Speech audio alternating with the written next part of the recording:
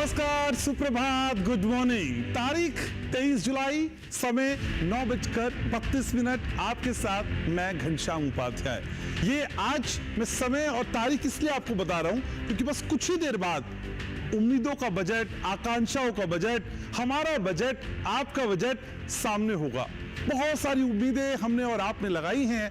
इन उम्मीदों के इतर आज फाइनेंस मिनिस्टर के पिटारे से क्या कुछ निकलता है, इसका हम बेसब्री से इंतजार कर रहे हैं। और देश का अति विशिष्ट पैनल आज मेरे साथ सुबह से लेकर शाम तक आपके साथ जुड़ेगा, और न सिर्फ जुड़ेगा बल्कि एक एक माइन्यूट से माइन्यूट डिटेल हम चर्चा में शामिल करेंगे। और मैं हमेशा कहता हूं कि डीडी किसान किसी तरह का कोई नैरेटिव सेट नहीं करता है, जो है जैसा है विश्लेषण के साथ आपके सामने होगा। हम आपको बताएंगे कि आज पेश होने वाले बजट से पहले किस तरह की उम्मीदें हैं, किस तरह के कयास हैं, किस तरह के अजम्पशन हैं, किस तरह के ख्याल सबके जहन में हैं। और फिर जब बजट आ जाएगा उसके बाद भी हम और आप मिलकर करेंगे चर्चा और बजट को समझने की कोशिश करेंगे। वैसे कहा यह जा रहा है कि चुनौतियां कई हैं, लेकिन इन चुनौतियों के साथ ही आज पिटारे में से कुछ ऐसा निकल सकता है जो महंगाई को कम करेगा, अर्थव्यवस्था को मजबूत करेगा और कुछ ऐतिहासिक होने जा रहा है। हम भी इंतजार कर रहे हैं आपके साथ। तो चलिए कल पेश हुए आर्थिक सर्वे पे एक नजर डालते हैं और समझने की कोशिश करते हैं कि इकोनॉमिक सर्वे ने किस तरह के संकेत दिए हैं। आपकी जेब में क्या आने वाला है या फिर क्या नहीं आने वाला है, डिटेल से आज हम चर्चा करेंगे। शुरुआत करते हैं एक रिपोर्ट के साथ जो हमने आपके लिए बनाई है, और उसके बाद मेरे साथ बेहद खास मेहमान चर्चा में जुड़ेंगे।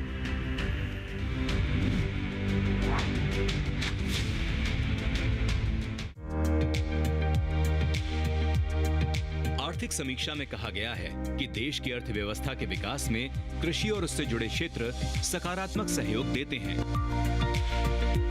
कृषि क्षेत्र फिलहाल 42.3% आबादी को रोजगार दे रहा है और देश की जीडीपी यानी सकल घरेलू उत्पाद में इसकी हिस्सेदारी 18.2% है। कृषि क्षेत्र उछाल वाला रहा है क्योंकि पिछले 5 साल के दौरान इसने 4.18% की औसत दर से वृद्धि की है। 2023-24 के लिए अंतरिम अनुमान के अनुसार कृषि क्षेत्र की विकास दर 1.4% रही।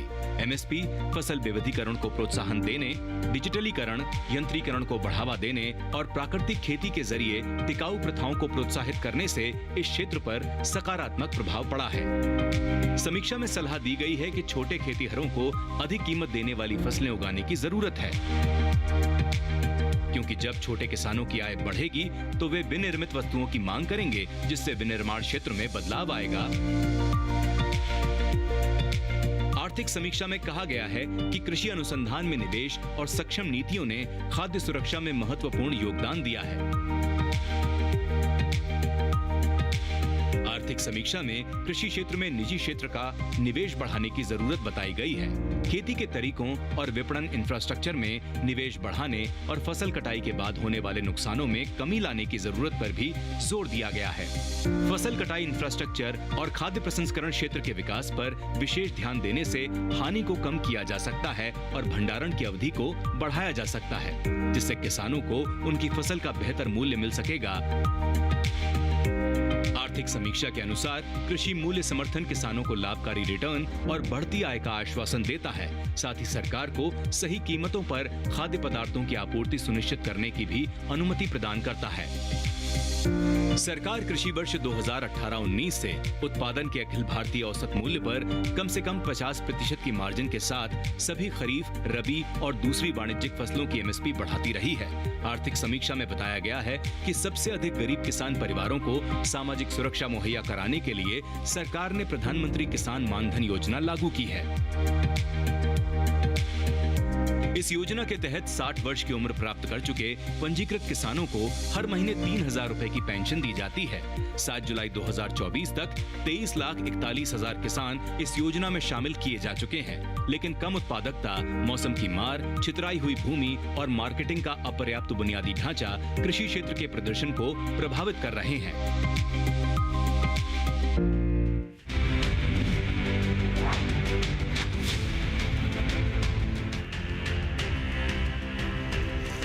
तो आर्थिक सर्वे को हमने नजदीक से जाना समझा, लेकिन अब बारी है इस आर्थिक सर्वे के जरिए मिल रहे संकेतों का एनालिसिस करने की, क्योंकि बजट थोड़ी देर बाद पेश होगा, लेकिन उससे पहले आर्थिक सर्वे बहुत कुछ कहता है, आप जानते ही हैं। तो इस कोशिश में मेरे साथ फिलहाल 3 खास मेहमान जुड़ रहे हैं, एक एक करके मैं तारुफ कराता हूं। शुरुआत अपने पास से करता हूं। मेरे पास सुरेश मनचंदा साहब बैठे हुए हैं, कमोडिटी एक्सपर्ट हैं। सुरेश जी समझाएंगे बाजार की हालत।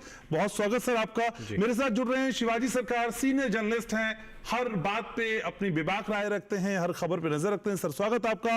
मेरे साथ खेमचंद जी जुड़ रहे हैं, प्रिंसिपल साइंटिस्ट हैं national institute of agriculture economics policy and research से। खेमचंद जी स्वागत आपका। आपसे भी आज इस बजट से पहले कई उम्मीदों को समझेंगे। तो शुरुआत सबसे पहले सुरेश जी आप ही से करना चाहूंगा। सर आज का ये बजट, लेकिन बजट से पहले इकोनॉमिक सर्वे जो कल हमने देखा, सर किस तरह के संकेत इकोनॉमिक सर्वे देता है? क्या बढ़ते हुए आर्थिक विकास की रफ्तार को इस इकोनॉमिक सर्वे के जरिए हम महसूस कर सकते हैं? देखिए, निश्चित तौर के ऊपर पे जब भी कोई भी सरकार होगी वो एक बेहतरीन पिक्चर दिखाने की कोशिश करती है, और वही बेहतरीन एक पिक्चर दिखाने की कोशिश जो है विकसित भारत की तरफ ले जाती हुई ये जो इकोनॉमिक सर्वे है वो दिखाई दे रही है। लेकिन हमें बहुत सारे प्रोस्पेक्ट की तरफ ध्यान देने की ज़रूरत है। एग्रीकल्चर एक ऐसा टूल है जो आर्थिक, अगर आपके इकोनॉमिक पहिए के साथ में अगर क्लब होकर के नहीं चलेगा और उसके साथ सिंक होकर के नहीं काम करेगा, तो जो विकास आप चाहते हैं उस विकास से आप कोसों दूर रह जाएंगे, और वो गाड़ी जो है वो आपकी मंजिल तक नहीं पहुंच पाएगी। हम एक सपना देख रहे हैं कि $5 ट्रिलियन इकोनॉमी का सपना है, और उस सपने को हम इंडस्ट्रियलाइजेशन से और स्टॉक मार्केट से कहीं ना कहीं पूरा होते हुए देख रहे हैं। लेकिन क्या इसके साथ में एग्रीकल्चर सेक्टर को इग्नोर किया जा सकता है? क्या एग्रीकल्चर सेक्टर के अंदर में जो इतनी सबसे बड़ी मैन पावर फोर्स जो लगी हुई है, क्योंकि जो सबसे ज़्यादा जो मैन पावर फोर्स है वो आपकी एग्रीकल्चर सेक्टर के साथ ही जुड़ी हुई है, चाहे वो पशुपालन हो, चाहे वो खेती हो, इस तरह चाहे मत्स्य उद्योग हो, ये सारे के सारे आपके एग्रीकल्चर से रिलेट करते हैं। और एक्सपोर्ट और इम्पोर्ट भी कहीं ना कहीं आपके मैक्सिमम एग्रीकल्चर से कोरिलेट करते हैं। अब जो बात आ जाती है कि एग्रीकल्चर में आप देखिए ना, जो इकोनॉमिक सर्वे के अंदर में निकल करके आया वो 1.25% के आसपास, 1.43% आपका ग्रोथ रेट यहाँ पर जीडीपी का कंट्रीब्यूशन है एग्रीकल्चर के अंदर। लेकिन एग्रीकल्चर का ये जो कंट्रीब्यूशन है वो 4% से लुढ़क करके आया है, 4% से ज्यादा था, अब आप 1.43% देख रहे हैं। तो ये तो क्लियर कट दिखा रहा है कि आपका एग्रीकल्चर का जो कंट्रीब्यूशन है जीडीपी के अंदर में वो फिसला है। तो उसको कैसे स्ट्रोंग किया जा सकता है? उसको स्ट्रोंग करने के लिए केवल मात्र किसान निधि ही दे देना ये एक मात्र सॉल्यूशन थोड़े ना है। भाई किसान अपनी आय को किस तरीके से बढ़ा सकता है, यहां पर हमें फोकस करने की जरूरत है, जो बार बार सरकार का एक फोकस रहा है। लेकिन सर किसान सम्मान निधि क्या ना दी जाए? आप नहीं देनी चाहिए सर, वो एक हेल्प, बड़ी राहत है ना सर, वो एक हेल्प। देखिए मैं ऐसा नहीं कह रहा, बदलाव लाया है सर। देखिए मतलब आप कहें कि वो देना ही काफी नहीं है, वो देना ही काफी नहीं है। हाँ, तो सर इसके अलावा एनहांसमेंट हो सकता है ना, उसमें बढ़ोतरी हो सकती है। नहीं, लेकिन आप सोचे वो कुछ काम ही नहीं कर रही, ये थोड़ा अजीब सा है। अब आप सिर्फ किसान निधि के ऊपर ही काम करें और उसको बढ़ा दें, और जो उसके पास क्षमताएं हैं उसको ना बढ़ाएं, ये थोड़ा सा विरोधाभासी है। मेरा कहने का मतलब क्या है? मेरे कहने का मानधन योजना भी तो चल रही है सर, मेरा कहने का, और योजनाएं देखिए मेरा कहने का मतलब क्या है? मेरा कहने का मतलब ये है कि आप अगर एग्रीकल्चर के अंदर में इंफ्रास्ट्रक्चर बिल्ड की तरफ जाएं, आप अगर वहां पर एफपीओ, ठीक है आपने एक डिक्लेयर किया कि एफपीओ के ऊपर पे हम काम कर रहे हैं और उस एफपीओ से रिजल्ट अभी तक क्या निकल करके आ रहा है, ये एक देखने की बात है। क्या एफपीओ केवल मात्र धन सरकार से उगाई करने का एक जरिया मात्र रह गया है, या वहां पर कुछ प्रोडक्टिव भी हो पा रहा है? अच्छा। उसके रिजल्ट्स क्या निकल करके आ रहे हैं, यहां पर काम करने की आवश्यकता है। इंफ्रास्ट्रक्चर, नो डाउट इंफ्रास्ट्रक्चर की तरफ गवर्नमेंट जरूर ध्यान दे रही है, वहां पर भी सब्सिडीज दे रही है। आप वेयर हाउसेज डेवलप कीजिए, वहां पे आपके पास में सब्सिडीज हैं। आप कोल्ड चेन्स को डेवलप कीजिए, वहां पर भी आपके पास में सब्सिडीज हैं। लेकिन उस किसान को उसका कितना एक बेनिफिट मिल रहा है, उसकी क्रॉप का कितना उसको बेनिफिट दिया जा रहा है, यहां पर ये बात करने की आवश्यकता है। अब थोड़े से भी अगर प्राइसेस के अंदर में मूवमेंट आती है या किसान को अच्छा धन मिलने लगता है, तो इन्फ्लेशन की जो घंटी है, जो तलवार है, वो उसकी गर्दन के ऊपर पे लटकनी शुरू हो जाती है, और कहीं ना कहीं उसका खामियाजा जो है अल्टीमेटली जाकर के किसान को ही भुगतना पड़ता है। ठीक है सर, अभी तो आगाज है चर्चा का, बहुत सारी बातें जिसमें हम विस्तार से चर्चा करेंगे। हमारे साथ खेमचंद जी भी हैं, खेमचंद सर, असल में ये कहा गया इस इकोनॉमिक सर्वे के जरिए कि किसानों की पर्टिकुलर बात करें तो वहां पे एक बड़ा उछाल देखने को मिला है, लेकिन सुरेश जी उसे नकार रहे हैं, कहने की बहुत सी ऐसी कोशिशें करनी होंगी जो सिर्फ पीएम किसान सम्मान निधि के इर्द गिर्द ना हो, यानी जो कोशिशों का दायरा है वो बहुत बढ़ाना होगा। सर, इन कोशिशों के दायरे को आप इस बजट में कितना बढ़ता हुआ देख पा रहे हैं, कितनी उम्मीद है सर? देखिए, जो सुरेश जी ने बात कही पीएम किसान निधि की, वो एक जो हमारे सरकार के प्रयास हैं उसका एक रूप एक उसका अंग एक हिस्सा मान सकते हैं। लेकिन इकोनॉमिक सर्वे में काफ़ी कृषि के बारे में बातें कही गई हैं, क्योंकि हमारा जो किसान है वो यूरोप के या जो डेवलप्ड विकसित देश हैं उनसे अलग स्वरूप है। हमारे यहाँ अभी जो इकोनॉमिक सर्वे में डेटा रिपोर्ट किया गया है 90% के आसपास छोटे और सीमांत और आपके छोटे किसान हैं जो 2 हेक्टेयर से कम ज़मीन जिनकी है, और बहुत सारी योजनाओं की भी इकोनॉमिक सर्वे में बात की गई है। सुरेश जी का जो मैं और उसको एक्सप्लेन करना चाहूँगा आगे कि हमें उनके किसानों का जो एक मूल ढांचा जो है एग्रीकल्चर का जो गांव के लेवल पर है उसको मजबूत करना है। उसमें पिछले बजट में भी इंफ्रास्ट्रक्चर डेवलपमेंट के लिए बात कही गई है, और उसमें सिर्फ फसलों की बात नहीं है। किसान एक छोटा किसान है तो वो सिर्फ जो आपकी एनुअल क्रॉप्स जो फसलें हैं, मान लो धान है, गेहूँ है या आपका तेल वाली फसलें हैं, उससे ज़्यादा आमदनी नहीं ले सकता है, क्योंकि उसके पास में एक सफिशिएंट मात्रा में लेबर भी है। तो दूसरे जो विविधीकरण की बात करते हैं, डाइवर्सिफिकेशन की बातें हम करते हैं, जिसमें हॉर्टिकल्चर बहुत तेज़ी से आगे बढ़ रहा है। हमारा जो शहरीकरण जो है देश का बहुत तेज़ी से हो रहा है। अभी जो डेटा इकोनॉमिक सर्वे में बताया गया कि इसमें 42% जनता जो है हमारी वो खेती पर निर्भर है, उस पर अपना उसका रोज़गार, उसी से अपना पैसा कमा रही है, जीवन यापन कर रही है। लेकिन आप कहीं भी देखिए, बड़े शहर लीजिए, छोटे शहर लीजिए, मध्यम शहर लीजिए, बहुत तेज़ी से माइग्रेशन हो रहा है। ज़्यादा से ज़्यादा जनता जो है शहरों में रोज़गार के लिए आ रही है। अब उनकी जो फूड डिमांड है वो डाइवर्सिफाइड डिमांड है जी। सिर्फ आपका उनको खाने के लिए मान लो गेहूँ और ये चावल या तेल की फसलें नहीं चाहिए, उनकी डिमांड आपकी फ्रूट्स की है, वेजिटेबल्स की डिमांड है, पर प्रति व्यक्ति आय बढ़ रही है। इसके अलावा दूध की डिमांड बढ़ रही है। तो पिछले बजट में भी जो फाइनेंस मिनिस्टर ने डेयरी डेवलपमेंट की बात की, उसके लिए पैसा एलोकेट किया इंफ्रास्ट्रक्चर डेवलपमेंट के लिए। तो मेरे को उम्मीद है कि अभी जो आज बजट पेश होगा, कोई भी जो प्रयास पिछले 3-4 साल में फाइनेंस मिनिस्टर ने किए हैं देश के अंदर खेती के डिफरेंट जो अंग हैं, जिसमें डेयरी भी है, मत्स्य पालन भी है, आपका न्यूट्रिशियल की बात भी कही गई है, इन सब को कैसे बढ़ाया जाए। और जो एफपीओ की जो बात सुरेश जी ने भी कही, मेरा यह मानना है कि एफपीओ के लिए बात की गई थी, हम इतने 10,000 करोड़ रुपए एफपीओ बनाने के लिए देंगे, और लगभग शायद 8,300 करोड़ रुपए खर्च किए हैं, जैसा इकोनॉमिक सर्वे में बताया गया है। अब इसमें मेरा सुझाव ये रहेगा कि हमारे जो रिसर्च ऑर्गेनाइजेशंस हैं उनके साथ मिल के एक स्टडी की जाए कि हमारे एफपीओ कितनी सफलता मिली, उसमें हमने बना तो दिए लेकिन उसमें वास्तव में कितने काम कर रहे हैं, और जो नहीं काम कर रहे तो क्यों नहीं काम कर रहे हैं। तो ऐसा स्टडी करें उसमें, उसके लिए भी थोड़ा पैसा रिसर्च के लिए भी एलोकेट किया जाए, क्योंकि अल्टीमेटली हमारा उद्देश्य ये है कि किसान का कैसे भला हो, इनकम कैसे बढ़े। मैं आर्थिक सर्वे को जब देख रहा था तो उसमें ये भी बात सामने आई कि कृषि क्षेत्र में प्राइवेट सेक्टर का इन्वेस्टमेंट बढ़ना चाहिए।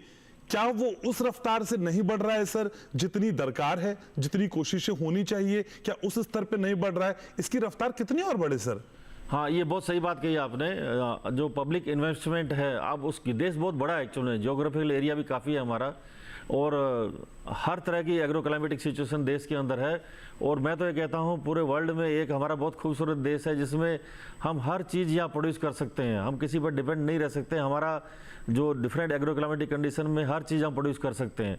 तो उसमें पब्लिक इन्वेस्टमेंट के अलावा जो हमारा प्राइवेट इन्वेस्टमेंट है उसमें कहाँ बॉटलनेक्स हैं, कहाँ जरूरत है, कहाँ दिक्कत उनको आ रही है, तो मिलके उनसे बात करें, प्राइवेट इंडस्ट्री के लोगों के साथ मिलके बात करें, और उनका भी कंट्रीब्यूशन देश के अंदर बहुत बड़ा है। जब तक हम उनकी समस्याओं को सुलझाएंगे नहीं, वो भी चाहते हैं कि हमें रिटर्न टू इन्वेस्टमेंट मिले, जो भी इन्वेस्टमेंट करते हैं उनको रिटर्न भी मिले उससे, तो उनकी बात भी सुनी जाए, कहाँ का पॉलिसी बॉटलनेक्स हैं, उन पॉलिसी बॉटलनेक्स को दूर करें हम लोग। जिससे कि दूसरा एक बड़ी बात यह है कि छोटे और सीमांत किसान होने की वजह से काफ़ी हमारा युवा वर्ग जो गांव में बेरोजगार भी है, तो उसके अंदर सेकेंडरी जो एग्रीकल्चर की बात करते हैं, प्रोसेसिंग सेक्टर की, जैसे अभी इकोनॉमिक सर्वे में बताया गया, उसको ज़्यादा से ज़्यादा कैसे बढ़ाया जाए। माइक्रो प्रोसेसिंग सेंटर्स की बात कहेगी, पिछले बजट में पैसा भी काफ़ी एलोकेट किया गया।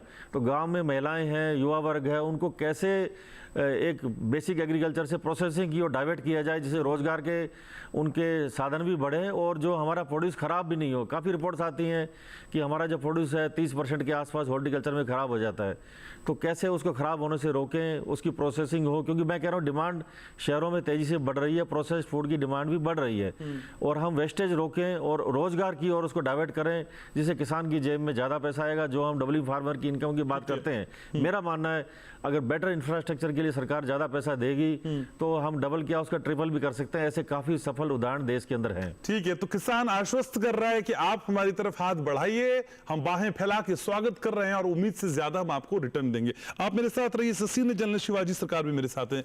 शिवाजी सर, कई बजट हैं जिसमें हम और आप मिलकर बैठे हैं, मंथन किया है, चिंतन किया है, लेकिन ये 2024-25 का केंद्रीय यूनियन बजट, सर इसको आप अपनी एनालिसिस के हिसाब से कैसे आंकते हैं? सर आज क्या होने वाला है? क्योंकि हम और आप जानते हैं कि कई बड़ी चुनौतियां हैं, जिसमें एक सबसे बड़ी चुनौती है इन्फ्लेशन, महंगाई। सर महंगाई को कम करना और नई व्यवस्थाओं को, नई पॉलिसीज को लागू करना, सर उसके बीच में क्या वो ब्रिज आज स्टैब्लिश होने वाला है?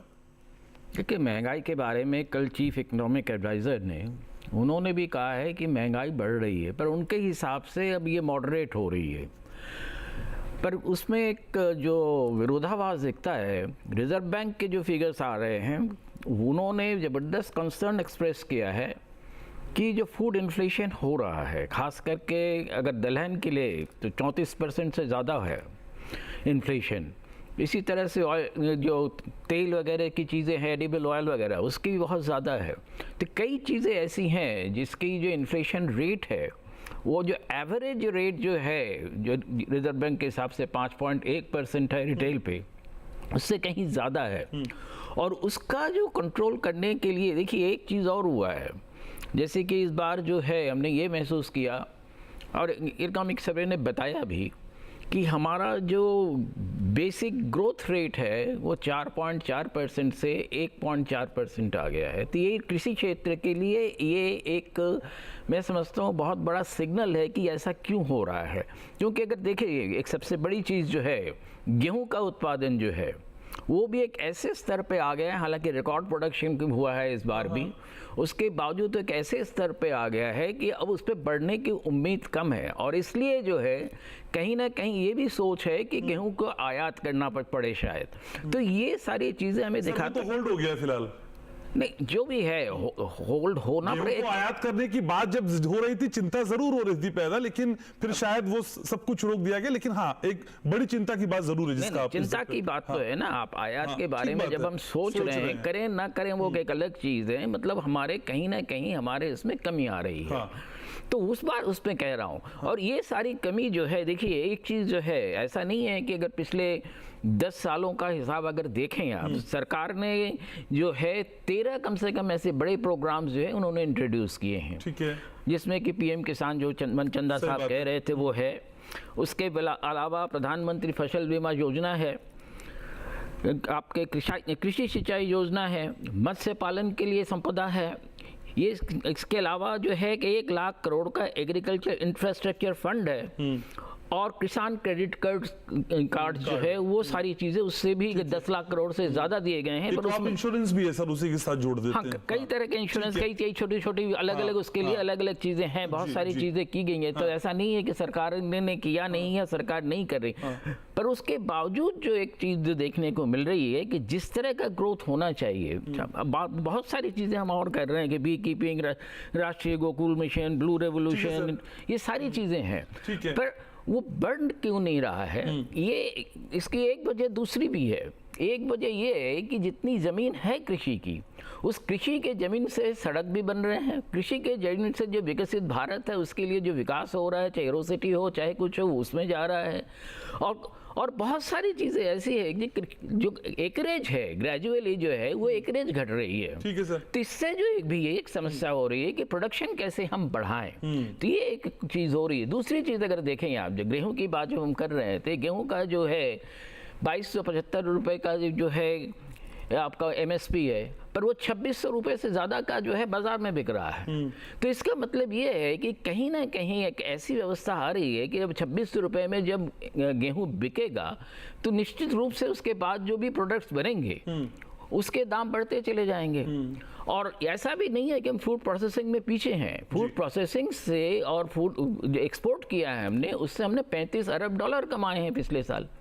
तो हम सारी चीज़ें कर रहे हैं, पर उसके बावजूद एक तो देखिए हमारी पॉपुलेशन जो है वो अपने आप में इंडस्ट्री के लिए एक बहुत बड़ी चीज़ है, एक बहुत बड़ा मौका है, उसके लिए अवसर है। पर उसके साथ साथ जो है पॉपुलेशन जो है, जैसे 80 करोड़ लोग जो आज भी हमें उनको फ्री फूड देना पड़ रहा है, ये भी एक राष्ट्र के लिए एक सोचने की बात है कि इसको राष्ट्र को देना ही ज़रूरत है। और इस साल जो उसकी वजह से जो है जो बफर स्टॉक है वो बहुत नीचे आ गया था, 4 लाख टन के आसपास आ गया था, जो अब बढ़ा के। ठीक है, तो सर ऐसी कई चीजें हैं जो शुरुआत की जा रही है, लेकिन वो एग्जीक्यूशन के लेवल पे क्या उतनी फ्रूटफुल हो रही हैं? सभी खास मेहमान लगातार मेरे साथ बने हुए, और मैं आपको बता रहा हूं कि हमारे इस शो के स्पॉन्सर हैं ऑलमेक चॉकलेट एंड कुकीज।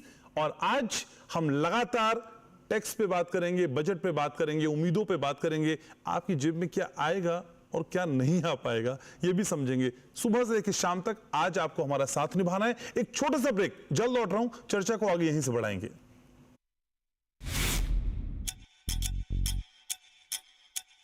इस साल हमारा टारगेट है to rise from here to here.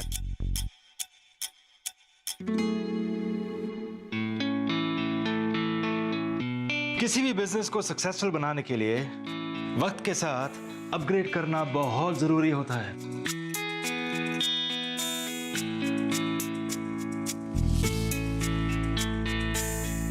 इस बदलती दुनिया के साथ अपने बिजनेस को अपग्रेड करना अब हुआ आसान। पेश है आपका अपना भरोसेमंद साथी bank of India MSME loan.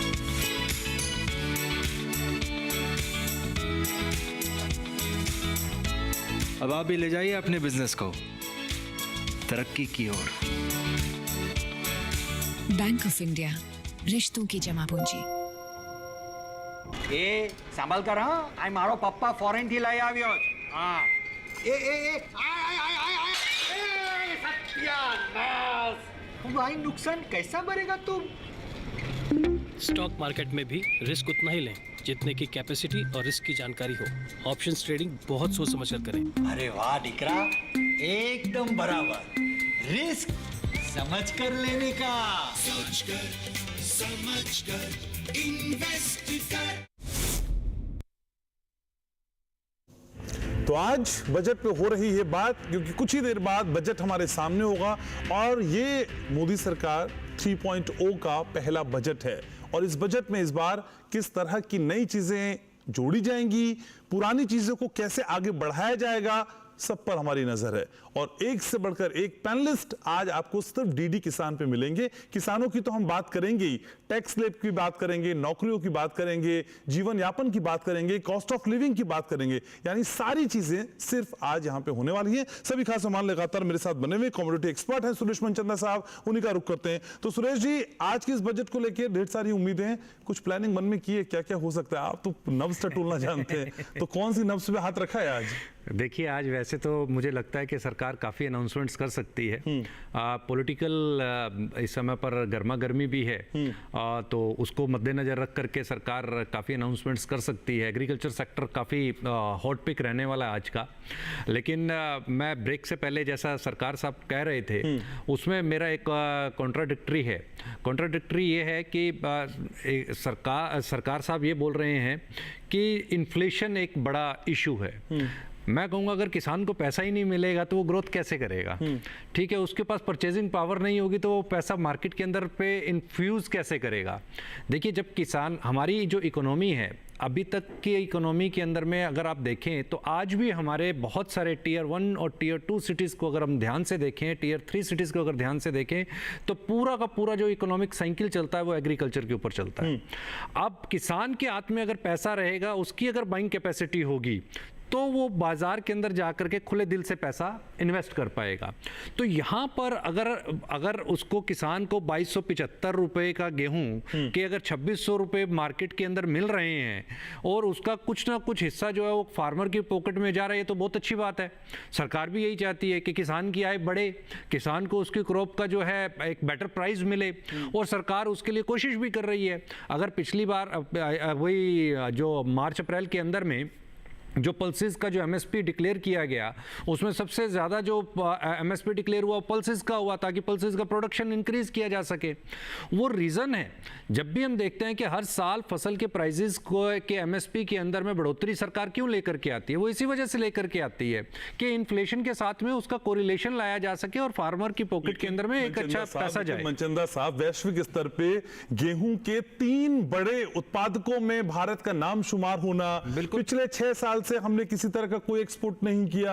आप जानते हैं, अगर नौबत सरकार सर ये कह रहे हैं ना कि अगर नौबत यहां तक आ जाती है कि हम एक्सपोर्ट करने की दहलीज पे आते हैं, तो कहीं लूप होल्स है ना सर, कहीं ब्लैक मार्केटिंग हो गई है, कहीं भंडारण हो गया है, कईयों ने छुपा लिया है। इसका मतलब जब रेट बढ़ेंगे तो निकाल देंगे। सर ये कौन को देखेगा? अब एग्रीकल्चर के अंदर में ना सबसे बड़ा जो चैलेंज है वो चैलेंज ही यहीं पर आता है। वो चैलेंज क्या है? एक तरफ तो हम बात कर रहे हैं कि प्राइवेट प्लेयर्स एग्रीकल्चर सेक्टर के अंदर में आए। अब प्राइवेट सेक्टर जब मार्केट के अंदर आएगा तो वो किस लिए आएगा? वो तो उसका तो सेम और सिंपल सा फंडा है कि भैया मेरे को प्रॉफिट दिखेगा तो मैं इसमें इन्वेस्ट करूंगा।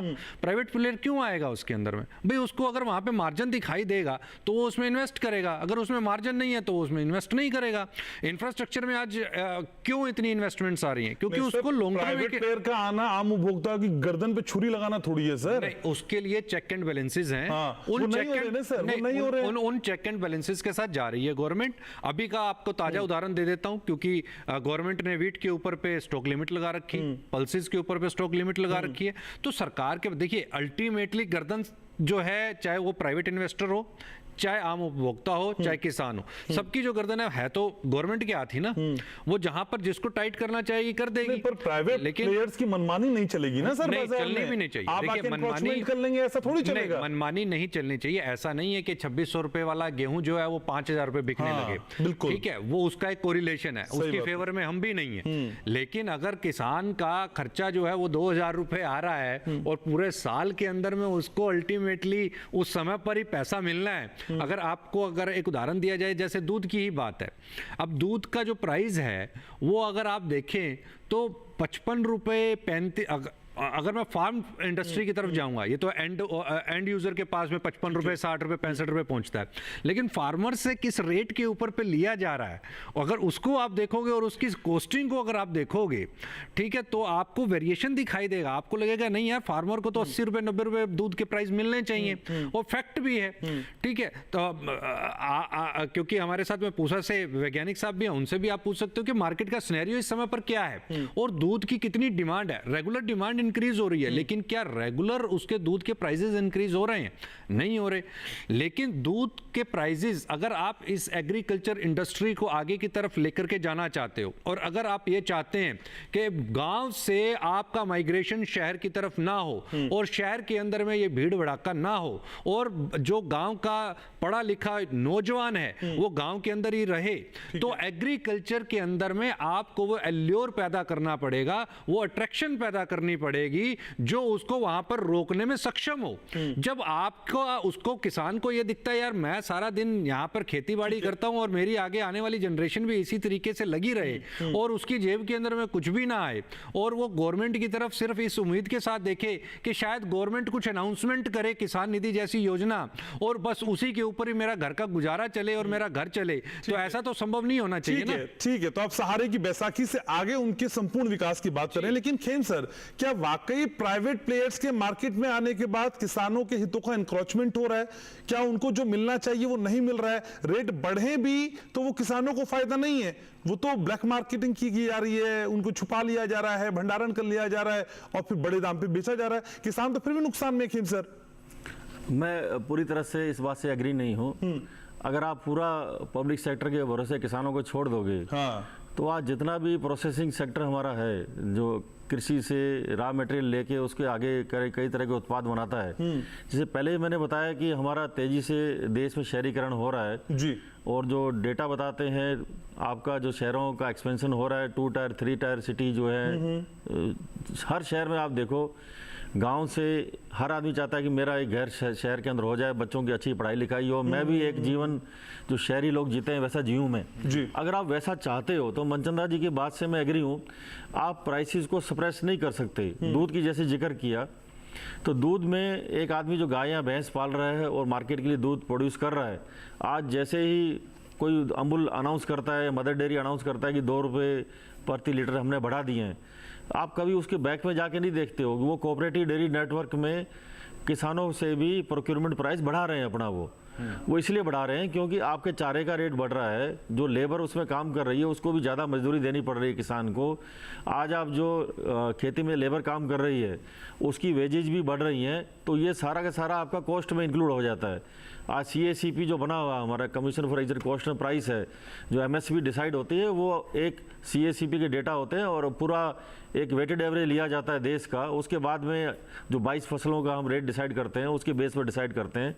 ऐसे ही हमारा दूध का रेट है, अगर हम वहाँ से उसको सप्रेस कर देंगे तो जैसा मनचंदा जी ने बात कही कि हमें एक जो हमारे युवा वर्ग जो खेत में गांव में काम कर रहा है, अगर उनको ये इंकरेज नहीं करेंगे कि तुम्हारी आमदनी बढ़ेगी, तुम यहीं पर रहो, शहरों में माइग्रेट मत करो, क्योंकि वहाँ का आपका जो इंफ्रास्ट्रक्चर है शहरों का इतनी ज़्यादा पॉपुलेशन को नहीं रख सकता यहाँ पर। इसलिए आप देखिए जो दुनिया भर की प्रॉब्लम मेट्रो सिटीज़ में आ रही है, आज छोटी सी थोड़ी बारिश के अंदर ही बाढ़ जैसे हालात पैदा हो जाते हैं, क्योंकि इतना अच्छा इंफ्रास्ट्रक्चर हमारे पास नहीं है कि हम सारे गाँवों को शहर में ले आएँ।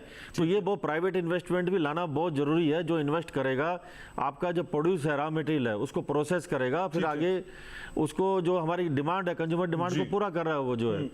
ठीक है, लेकिन प्राइवेट प्लेयर्स और किसानों के बीच का वो मैकेनिज्म हमको कम से कम सही तौर पे डेवलप करना होगा, जिससे हम अच्छी और सुखद तस्वीर देख पाए। आप सभी मेरे साथ बने रहिए। मेरे तमाम जो पैनलिस्ट हैं वो तो आपको समझा ही रहे हैं, लेकिन किसान के मन में आज उम्मीदों का बजट किस तरीके से आ रहा है, किसान क्या सोचता है, किसान के मन में इस बजट को लेकर कितनी उम्मीदें हैं, सीधे आपको भोपाल लिए चलते हैं और वहां दिखाते हैं आपको कि किसान का दिल आज बजट के लिए किस तरह से धड़क रहा है। सीधे चलते हैं भोपाल।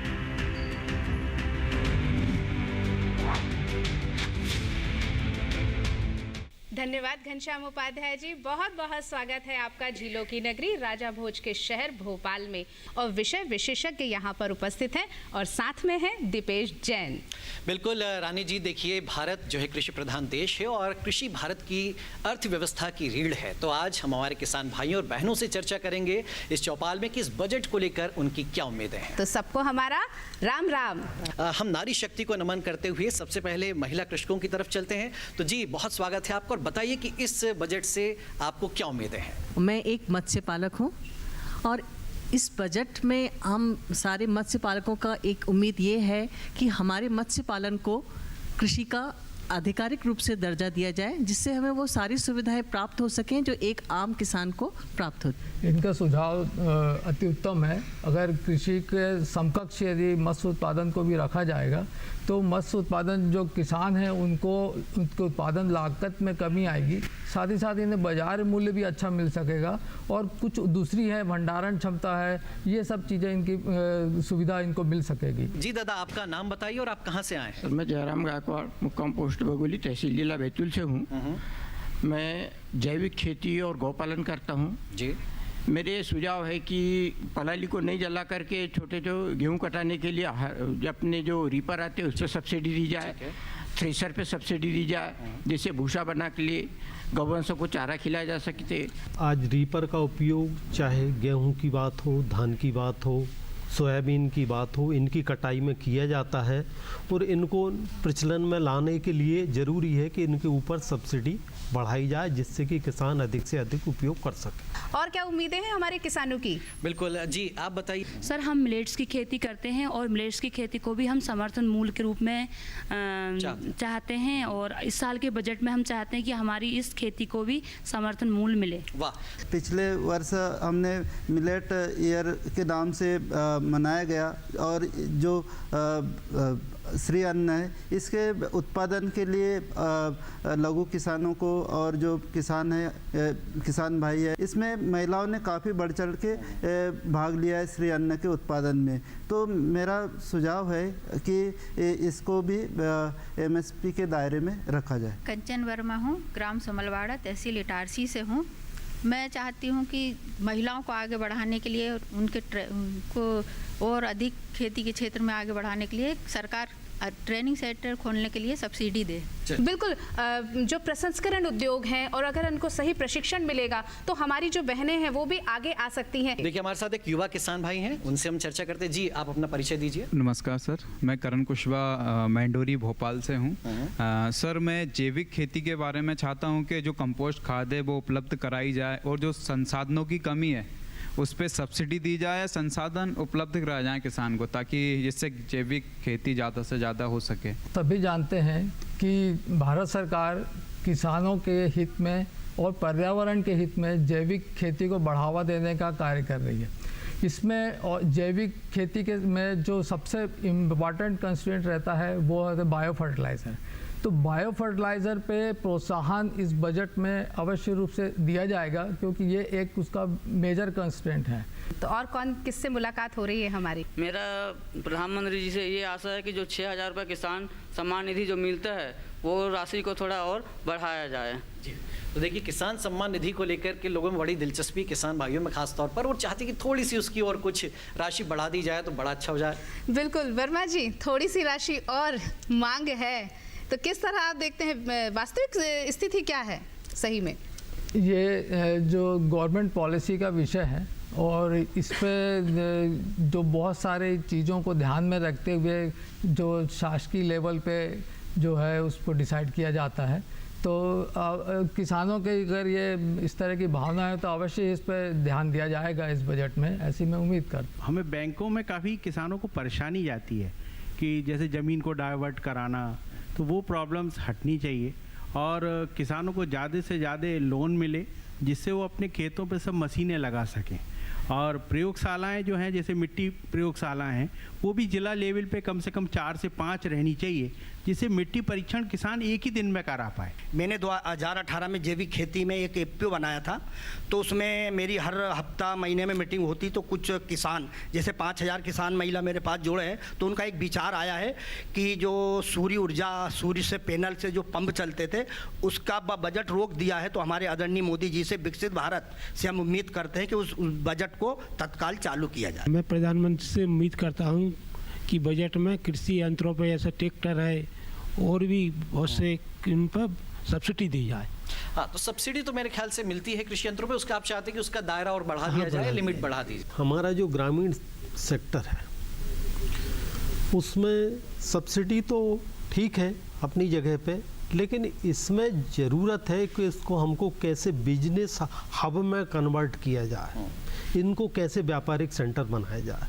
तो व्यापारिक सेंटर बनाने में हमारे पास क्या विकल्प हैं? विकल्प यही है कि जो भी उत्पाद एग्रीकल्चर का वहाँ पर होता है उसका प्रोसेसिंग यूनिट वहाँ पर डालें। हमने अपने प्रगतिशील किसानों से विचार जाने, हमारे एक्सपर्ट से हमने बात करी, और इस सब बातों से यही निकलता है कि निश्चित ही हमारा देश है वो आगे बढ़ेगा और बजट में हमारे लिए नई सौगातें मिलेंगी। बहुत बहुत धन्यवाद घनश्याम उपाध्याय जी आपका।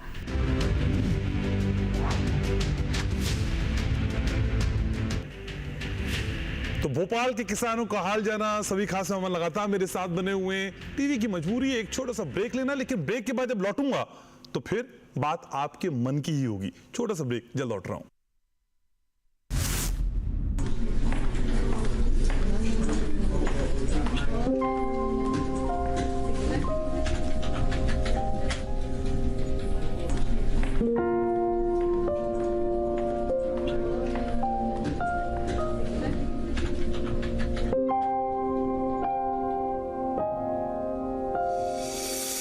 ड्रीम्स हमारी पहचान है, चाहे वो जिंदगी को नए मुकाम पर ले जाना हो या अपने सपनों को पंख देना। हर एक सपना है खास और इन खुशियों को पूरा करने के लिए जरूरी है एक मजबूत बैंकिंग साथी का साथ। आपके सपनों को सच करने में हम हैं, आपके भरोसेमंद बैंकिंग साथी। बैंक ऑफ इंडिया, रिश्तों की जमा पूंजी। चुटकुला समझ नहीं आया? समझ तो ये नहीं आता कि खेत धान का या खरपतवार का। तो इसमें समझना क्या है दोस्त? ले आओ धान के खरपतवारों का स्पेशलिस्ट ग्रीन लेवल। IIL के ट्रैक्टर ब्रांड का ग्रीन लेवल, धान के खरपतवारों का स्पेशलिस्ट। तो आज चर्चा बजट की और लगातार इस खास कवरेज में आप हमारे साथ बने हुए हैं और आपको बता रहे हैं शुरू से लेकर आखिर तक हर डिटेल हम ही सबसे पहले आपको बताएंगे, वो भी विश्लेषण के साथ, बिना कोई नैरेटिव सेट किए हुए। रहिएगा मेरे साथ। शिवाजी सरकार भी हैं, सीनियर जर्नलिस्ट हैं। शिवाजी सर, असल में फाइनेंस मिनिस्टर ने जब बजट पेश किया है अभी तक, तो हमने देखा है वो बहुत तटस्थ होकर बजट पेश करती है, किसी तरह की कोई लोक लुभावने वायदे नहीं करती हैं, जो हो सकता है वही समझाती हैं। लेकिन क्या इस बार बजट पेश करने के मिजाज में थोड़ा सा परिवर्तन आप देख पाएंगे? क्योंकि इस साल कई स्टेट में इलेक्शंस भी हैं। हालांकि इसका अपवाद भी है कि लोकसभा चुनाव से पहले भी जब इंटरिम बजट आया था तो उसमें किसी तरह की कोई लोगों को लॉलीपॉप थमाने की कोशिश नहीं की गई थी। लेकिन क्या इस बार कुछ बदला हुआ नजर आएगा बजट? देखिए, अभी जो इंटरिम बजट आया था तो उसी दायरे में सारी चीज़ें करनी है। उसमें जो एक खास चीज़ बढ़ी है वो 2 लाख करोड़ रुपए जो रिजर्व बैंक से डिविडेंड मिला है, तो वो इसमें जुड़ सकता है। उसको किस तरह से इस्तेमाल होगा वो उतनी चीज़ें फ़र्क आ सकती है। अगर हम बहुत एक्सपेक्ट करें कि बहुत ड्रास्टिक कोई चेंज होगा, ऐसा मैं नहीं समझता हूँ कि बहुत ड्रास्टिक कोई चेंज होगा। हालांकि कोशिशें होंगी कुछ लोग लुभावन चीज़ें रखने की, खास करके जो पॉलिटिकल माहौल है उसमें कई चीज़ें जो है खास करके किसानों को प्लेकेट करने की कोशिश की जाएगी, पर उसमें कितना ज़्यादा कर पाएंगे, क्योंकि जो किटी जो है सरकार की, किटी बहुत बड़ी नहीं है। सरकार की किटी जो है वो पहले 47 लाख करोड़ की थी, अगर 2 लाख करोड़ उसमें जोड़ते तो 49 लाख करोड़ होती है, और उसमें से 10 लाख करोड़ जो हम जो उधारी चुका रहे हैं उससे निकल के करीब 37-38 लाख के करीब हमारे पास है। तो उसी में सब कुछ एडजस्ट करना है। तो इसलिए ये एक्सपेक्ट करना कि कृषि के लिए बहुत बड़ा कुछ होगा, ऐसा नहीं। कुछ छोटी मोटी चीज़ें, कुछ और चीज़ें कुछ ऐड की जा सकती है। एमएसपी के बारे में बजट में निश्चित रूप से इतना ही कहा जाएगा कि एमएसपी को हम बढ़ाने की कोशिश करेंगे, पर उसके ज़्यादा जो है मैं नहीं समझता हूँ कि बहुत कुछ होना चाहिए। देखिए होना क्या चाहिए, मैं प्लीज कंटिन्यू। होना ये चाहिए, देखिए बेसिकली जो है हमारी जो पॉलिसी मेकिंग है उसमें एक बहुत बड़ा चेंज लाने की ज़रूरत है। अच्छा, अगर हम देखें हमारी जो पूरी इकोनॉमी है आज भी कृषि आधारित है। कृषि के ऊपर जो कुछ है, कृषि में जैसे भी मनचंदा जी कह रहे थे, कृषि के दाम बढ़ा तो इन्फ्लेशन बढ़ गया, बात सही है। पर दूसरी तरफ ये है कि इन्फ्लेशन जो बढ़ रहा है सिर्फ कृषि में नहीं बढ़ रहा है, पूरे में बढ़ रहा है। और वो उसको जो कम करने के लिए जो है सवाल है कि एक तो टैक्सेस जो है काफ़ी हमारे यहाँ ज़्यादा हो गई हैं पहले से। देखिए तो पहले 33% थी, अब 39% जो है और सिर्फ इनकम टैक्स है, तो टैक्सेस ज़्यादा हैं हमारे यहाँ। और उसके बावजूद अगर हम इसको नहीं संभाल पा रहे हैं तो इसका मतलब ये है कि हमारे जो एक्सपेंसेस हैं वो हमारे जो औकात है उससे हम ज़्यादा कर रहे हैं। और जब औकात से ज़्यादा हम खर्च करते हैं तो मनी सर्कुलेशन बढ़ेगा, इन्फ्लेशन होगा। बट इन्फ्लेशन का सबसे बड़ा जो नुकसान होता है वो सरकार को होता है, क्योंकि सरकार के खर्चे जो है उसी हिसाब से बढ़ जाते हैं। पिछले 10 साल में 5% के हिसाब से रिजर्व बैंक का कहना है कि इन्फ्लेशन रहा है, तो मतलब कि कंपाउंडेड जो है वो 55 से 70% इन्फ्लेशन हुआ। तो ये नहीं होना चाहिए। क्यों नहीं होना चाहिए? जब एग्रीकल्चर को आप बेस में रखेंगे और एग्रीकल्चर को अगर आप बेस में नहीं रखेंगे तो सबसे बड़ी चीज़ क्या है कि देखिए करीब 55% लोग एग्रीकल्चर पर जो है आज भी आश्रित हैं। और उन लोगों का अगर ख्याल रखा जाएगा और एग्रीकल्चर में एम्प्लॉयमेंट बढ़ेगी, क्योंकि और कहीं जगह हम एम्प्लॉयमेंट बढ़ा नहीं सकते हैं। बहुत कोशिश की हम लोगों ने इंडस्ट्री में तरह तरह से बढ़ाने की, पर इंडस्ट्री में जो है उतार चढ़ाव जो आता है वो भी एग्रीकल्चर के हिसाब से आता है। और जहाँ आज अगर आप ले लें ये सॉफ्टवेयर की इंडस्ट्री है, IT इंडस्ट्री, वो भी ऊपर नहीं जा रहा, वो भी कहीं लेवल पे आ गया या नीचे की जाने की कोशिश में। तो ऐसे हालात में अगर कृषि को हम बेस मानकर उसके चारों ओर से उसको हम समृद्ध करने की कोशिश करें, और जैसे कि हमारे सारे एक्सपर्ट्स बार बार कह रहे हैं, खेमचंद जी भी और मनचंदा जी भी, कि कृषि से जुड़े हुए लोगों का जो है उस तरह से ख्याल रखना हो नहीं पा रहा है, उनको उस तरह से एम्प्लॉयमेंट हम नहीं दे पा रहे हैं, क्योंकि हम कृषि की तरफ हम उस तरह से ध्यान नहीं दे रहे हैं और इसलिए माइग्रेशन बढ़ रहा है। और हम देख चुके हैं कि माइग्रेशन के क्या क्या प्रॉब्लम्स होते हैं, कोविड के दौरान हम देख चुके हैं। तो ये सारी चीज़ें जो देखिए, एम्प्लॉयमेंट जो है गांव का आदमी को गांव में अगर मिलेगा, उसको अगर अपने पर्याप्त पैसे मिलेंगे और महंगाई नहीं होगी तो उसको घर से बाहर नहीं जाना पड़ेगा। तो हमें महंगाई जो है इसलिए इम्पोर्टेंट है, इसलिए नहीं कि किसान को ज़्यादा मिले, बिल्कुल मिलना चाहिए। और पर सवाल ये है कि कहाँ तक किसको ज़्यादा देंगे। इन्फ्लेशन जिस तरह से बढ़ रहा है, क्षेत्र में एम्प्लॉयमेंट को बढ़ावा देने की जरूरत है। तो फिर बात शिक्षा तक जाएगी, कृषि को मिल रही शिक्षा को लेके हमारे पाठ्यक्रम में कृषि का कितना इन्वॉल्वमेंट है, फिर चर्चा उस पर भी होगी। क्यों नहीं हम अपने स्टडीज में, अपने सिलेबस में कृषि को उस लेवल पे शामिल करते हैं, इस पे भी हम चर्चा करेंगे। खेमचंद जी मेरे साथ हैं। खेम सर, असल में अभी जब ब्रेक से पहले हम दिखा रहे थे चौपाल अपनी भोपाल से, हमारे कई साथी वहां जुड़े थे किसान भाई, तो वो कृषि उपकरणों को लेके कुछ खास बात कह रहे थे। सर, कृषि उपकरणों को लेके किसानों की जो उम्मीदें हैं उसको आप कैसे देखते हैं और इस बजट पे क्या उस पर काम करना बहुत जरूरी है इस बार? देखिए, पिछले 2-3 बजट उठा के देखें हम अगर, तो कृषि उपकरण जो हमारी मॉडर्नाइजेशन हो रहा है खेती बाड़ी में, उसके लिए बहुत ज़रूरी है। लेकिन एक पक्ष तो है कि हमारे पास कृषि के अच्छे उपकरण चाहिए। जो पहले हमारे किसान थे छोटे छोटे उपकरण यूज़ करते थे, ट्रैक्टर आए, ट्रैक्टर के साथ में बड़े इक्विपमेंट आने लगे, कंबाइन हार्वेस्टर आया। लेकिन हमें ये ध्यान में रखना है कि हमारा जो फार्म साइज है लगातार कम हो रहा है, जोत का आकार कम हो रहा है, लैंड फ्रेगमेंटेड भी है। अब एक नया जो आइडिया उसमें आया कस्टम हायरिंग सेंटर का आया कि ग्रामीण स्तर पर एक कस्टम हायरिंग सेंटर हो जिसमें वहाँ की ज़रूरत के हिसाब से कृषि उपकरण रखे जाए और हमारा जो युवा वर्ग है एज ए बिजनेस उसको ले, जो कस्टम हायरिंग सेंटर को चलाए, और सरकार की उसके लिए सब्सिडी भी है, अनुदान भी है। अब यहाँ एक मुद्दा हो रहा था डिजिटाइजेशन का, जो पिछले बजट में, इंटरिम बजट में एक ट्रेंड सेट किया कि आगे मेन बजट में क्या होने वाला है। डिजिटाइजेशन जो है, हम शहरों में देखें, आज हम मोबाइल यूज़ करते हैं, मोबाइल ऐप्स यूज़ करते हैं, हम पेटीएम या फ़ोन पे जो भी है यूपीआई पेमेंट भी करते हैं।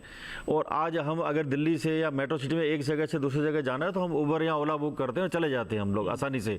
तो ग्रामीण स्तर पर मैंने बहुत सारे ऐसे स्टार्टअप्स देखे हैं जो आ रहे हैं, जो कि कस्टम हायरिंग सेंटर या जो हमारे ऐसे इक्विपमेंट जो एक जगह पर आपका मान लो 10 दिन का काम है, उसमें लाखों रुपए का इन्वेस्टमेंट है, वो दूसरे गाँव में कैसे जाए। तो वो लोग ये मोबाइल ऐप यूज़ कर रहे हैं, स्टार्टअप जो हैं। जैसे मान लो आपका कंबाइन हार्वेस्टर है, किसान अपने खेत में बैठ के जीपीएस लोकेशन दे देता है, उसकी बुकिंग कर देता है कि मेरे यहाँ वीट का हार्वेस्टिंग होना है, गेहूं का हार्वेस्टिंग होना है, तो वो लोकेशन के हिसाब से कंबाइन हार्वेस्टर वहाँ चला जाता है। तो उसके लिए डिजिटाइजेशन का बहुत बड़ा रोल है, उसमें सरकार बहुत तेज़ी से इन्वेस्टमेंट कर रही है। ड्रोन की बात की जा रही है, ड्रोन का ज़्यादा से ज़्यादा यूज़ कैसे करें। मैंने काफ़ी प्रेजेंटेशन स्टार्टअप्स के देखे हैं, जो ड्रोन का हमारा जो ये केमिकल स्प्रे होता है, स्पेशली मैं कहता हूँ जो डिफिकल्ट एरियाज हैं, जैसे पास्चर लैंड से हमारे चरागाह हैं। आज देश के अंदर 10 मिलियन हेक्टेयर जो एरिया है वो चरागाह है, जिसमें बहुत कम ध्यान गया है। ड्रोन का उसमें बहुत बड़ा यूज है। आप उसमें जो हमारे चारे फसलों का बीज है वो आप ऊपर से स्प्रे कर सकते हैं। हमारे जंगल के एरिया, फॉरेस्ट एरिया जो है, फॉरेस्ट एरिया में जब आप मौसम आता है, बारिश का मौसम आता है, आप उसमें घास के बीज मैनुअली डालना बड़ा मुश्किल है, आप उसको ड्रोन से स्प्रे कीजिए तो डिफिकल्ट से डिफिकल्ट एरिया के अंदर वो बीज स्प्रे हो जाएंगे। तो ड्रोन का प्रयोग जो पिछले बजट में कहा गया, सरकार मेरे को उम्मीद है अभी इस बजट के अंदर भी उसके बारे में बात करेगी, क्योंकि काफ़ी स्टार्टअप ऐसे आगे जो ड्रोन का प्रयोग जो है खेती के किसानों के लिए करना चाहते हैं। टेक्निक के साथ नई उम्मीदों की आज बड़ी तस्वीर उकेरने की कोशिश करेंगे और कुछ तस्वीरें अलग अलग केंद्रों से, अलग अलग जगहों से हमारे किसान भाइयों ने भी उकेरने की कोशिश की है। अब आपको लिए चलते हैं पिंक सिटी, जी हाँ, जयपुर आपको लिए चलते हैं, जहां किसान भाई हमारे साथ जुड़ रहे हैं और उनके मन की बात सुनते हैं। इस बजट से पहले वो कितनी उम्मीदें लगाए बैठे हैं। सीधे रुक करते हैं जयपुर का।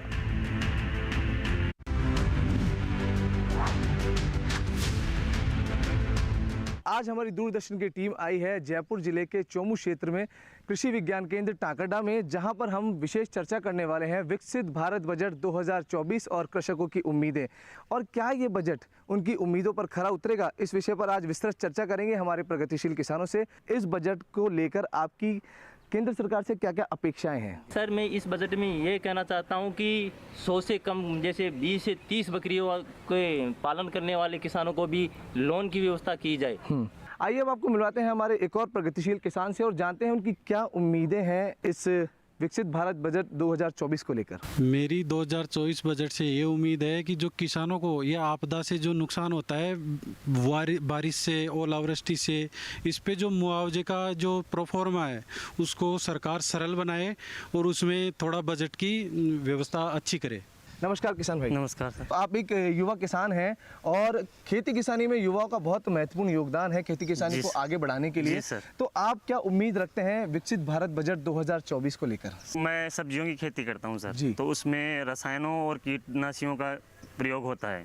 तो सर कुछ ऐसे बायो प्रोडक्ट भी लाया जाए जो खेती में नुकसान ना हो सब्जियों में और रोगों का इलाज भी हो। 1400 रुपये प्रति बैग DAP आ रहा है सर लमसम, तो उसको बजट में ऐसा किया जाए कि उसकी रेट आधी हो, किसानों को बेनिफिट मिले उसका। कार्यक्रम में अब रुक करते हैं हमारी कुछ महिला किसानों की तरफ जो खेती किसानी में बहुत उन्नत कार्य कर रही हैं। आपकी क्या उम्मीदें हैं और खेती किसानी जो आपकी बेहतर हो सके उसके लिए आपकी क्या उम्मीदें हैं, उस बारे में आप हमें बताएं। महिलाओं के लिए कम पशुओं में जैसे 5 भैंस में 20-30 बकरियों में इनके लिए बजट पेश किया जाए और सब्सिडी भी दी जाए ताकि महिलाएं स्वयं का रोजगार अपने घर में ही चला सके। सेवानिवृत्त जो कृषि अधिकारी हैं वो भी हमारे साथ जुड़े हैं। करण सिंह जी, क्या है उनकी राय विकसित भारत बजट 2024 को लेकर? वर्षा जल संग्रहण जो राजस्थान के लिए एक वरदान है, इस पर अधिक ध्यान दिया जाए और इसको थोड़ा सरल किया जाए और इस बजट में अधिक पैसा खर्च करके और अनुसंधान पर विशेष फोकस रखने की आवश्यकता है। आइए आपको लेकर चलते हैं एक और प्रगतिशील किसान की तरफ और जानते हैं उनकी क्या राय है विकसित भारत बजट 2024 को लेकर। जैविक खेती पर स्पेशल एक फोकस करना चाहिए अब, क्योंकि किसान अब जाग गया, हमारे देश का जो किसान है वो जाग गया है, जैविक खेती को काफ़ी अपना भी रहा है और हमसे काफ़ी सारे किसान ऐसे जुड़े हुए हैं जो जैविक प्रमाणीकरण को लेके उनको सही एक मार्गदर्शन नहीं मिल पाता। जी नमस्कार किसान भाई। नमस्कार जी, आपका शुभ नाम? शंकरलाल यादव। जी शंकरलाल जी, क्या उम्मीद रखते हैं आप केंद्र सरकार से? इस बजट में आपके लिए क्या होना चाहिए नया कुछ? पिछले 5 सालों से मैं उन्नत खेती करता आ रहा हूँ, तो मैंने स्वयं ने 2 फार्म पॉन्ड खेत लाई बनाई है। तो इसमें केंद्र सरकार से गुजारिश करना चाहता हूँ कि 70% सब्सिडी के बदले अगर 100% सब्सिडी कर दे तो बहुत बढ़िया रहेगा, क्योंकि हर किसान इसकी राशि वह नहीं कर सकता। मैं उद्यानिकी में फूलों का खेती करता हूँ, पिछले 13 साल से कर रहा हूँ। तो उद्यानिकी में मतलब ऐसी वैरायटी आनी चाहिए जो कंपनी में ज़्यादा विकसित हो और प्रोडक्शन उसका अधिक मिल सके। तो उसका उत्पादन अधिक मिलेगा तो किसानों को फायदा होगा और पेड़ पौधे वगैरह ये कुछ ज़्यादा लगाएंगे तो बारिश भी अधिक होगी। मेरी सबसे बड़ी केंद्र सरकार से एक उम्मीद है कि ये जो हम पशु खेती के साथ साथ पशुपालन करते हैं उसमें हमें कुछ प्रॉफिट होता है जी। तो मैं केंद्र सरकार से ये उम्मीद करता हूँ कि हमारा जो दूध का मार्केटिंग है उसमें ज़्यादातर 60% दूध सिंथेटिक बन के मार्केट में जाता है। हम बहुत मेहनत कस से एक ऑर्गेनाइजर दूध पैदा करते हैं और उसमें सिंथेटिक से होके बाज़ार में जाता है, तो उससे हमारी दूध की कीमत नहीं मिलकर वो जो सिंथेटिक दूध मिलता है वो बहुत ही ज़्यादा हो रहा है। इसलिए सरकार उस पर लगाम लगाए। मैं सब्जियों की खेती करता हूँ अच्छी तरह से, बहुत बढ़िया प्रोडक्शन ले रहा हूँ, लेकिन अब समस्या ये आ रही है कि जो भी हाइब्रिड बीज है ना वो बहुत ही महंगे होते जा रहे हैं और इसकी वजह से हर एक किसान इनको खरीदने में असमर्थ है। तो मैं सरकार से ये गुजारिश करना चाहूँगा कि इनके बीजों पर थोड़ी बहुत सब्सिडी दी जाए ताकि हर किसान इसको खरीद सके। तो अगले जो हमारे प्रगतिशील किसान हैं उनके पास चलते हैं और जानते हैं वह क्या चाहते हैं केंद्र सरकार से इस विकसित भारत बजट 2024 में। ज़्यादातर जो उद्यान का जो चल रहा है उसमें एक ही पौधे जैसे आंवले की बगीचे की लगाने की गवर्नमेंट सब्सिडी देती है, तो मेरा निवेदन ये है कि इसमें मिक्स बगीचा लगे और 95% इसमें सब्सिडी मिलनी चाहिए जिससे किसानों का फायदा और हित रहे। नमस्कार किसान भाई। नमस्कार सर। क्या उम्मीदें रखते हैं, क्या आपकी राय है विकसित भारत बजट 2024 को लेकर? मैं पोली हाउस की फार्मिंग करता हूं, तो मैं चाहता हूं कि पोली हाउस के जितने भी फार्मर हैं उनका जो हाईटेक पोली हाउस देश के और विदेश के हाईटेक पोली हाउस हैं उनका भ्रमण कराया जाए, तो उन्हें मोटिवेट मिलेगा अपने फार्म में कुछ नया करने का और कुछ ज्ञान भी मिलेगा।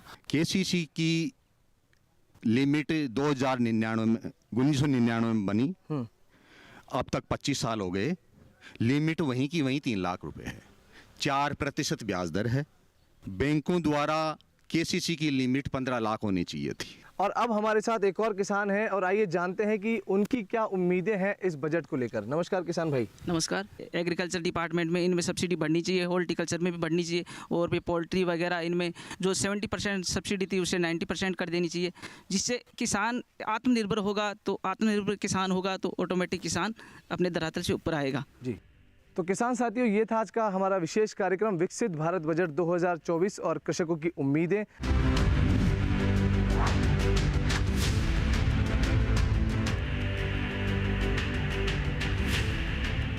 तो मोदी सरकार का 3.0 का पहला बजट आने जा रहा है और 35 मिनट और 33 सेकंड, जी हाँ 35 मिनट और अब ये 30 सेकंड का समय बचा है जब बजट हमारे सामने होगा। लेकिन एक छोटा सा ब्रेक में ले रहा हूं, ब्रेक के बाद चर्चा को यहीं से आगे बढ़ाएंगे।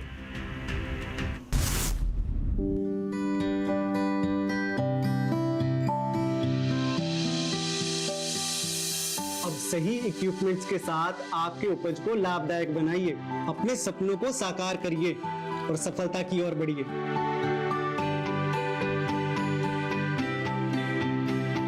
आपकी खुशियों की ओर आपके बैंकिंग साथी के साथ।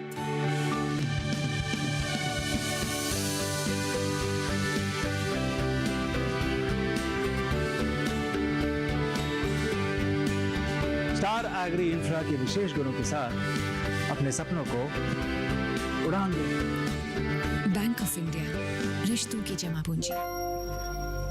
ए संभाल कर, हाँ आई मारो पप्पा फॉरेन थी लाई આવ્યો છે। हाँ ए ए ए आय आय आय आय ए सत्यानाश, भाई नुकसान कैसा भरेगा तुम? स्टॉक मार्केट में भी रिस्क उतना ही लें जितने की कैपेसिटी और रिस्क की जानकारी हो। ऑप्शंस ट्रेडिंग बहुत सोच समझ कर करें। अरे वाह दिकरा, एकदम बराबर। रिस्क समझ कर लेने का। सोच कर समझ कर इन्वेस्ट कर। हो रहा है तो ब्रेक के दौरान भी चर्चा यही है कि किसको क्या मिलेगा, किसको क्या नहीं मिलेगा, और ये चर्चा आज दिन भर होने वाली है, आप जानते ही हैं। तो लगातार हम इसी तरह की चर्चा को आगे बढ़ाते रहेंगे और चर्चा की शुरुआत हम भी कर रहे हैं। और सीधे लिए चलते हैं, आपको एक और चौपाल दिखाएं उससे पहले हमारे साथ सभी खास मेहमान लगातार बने हुए हैं। मनचंदा साहब, आपके पास आना चाहूंगा।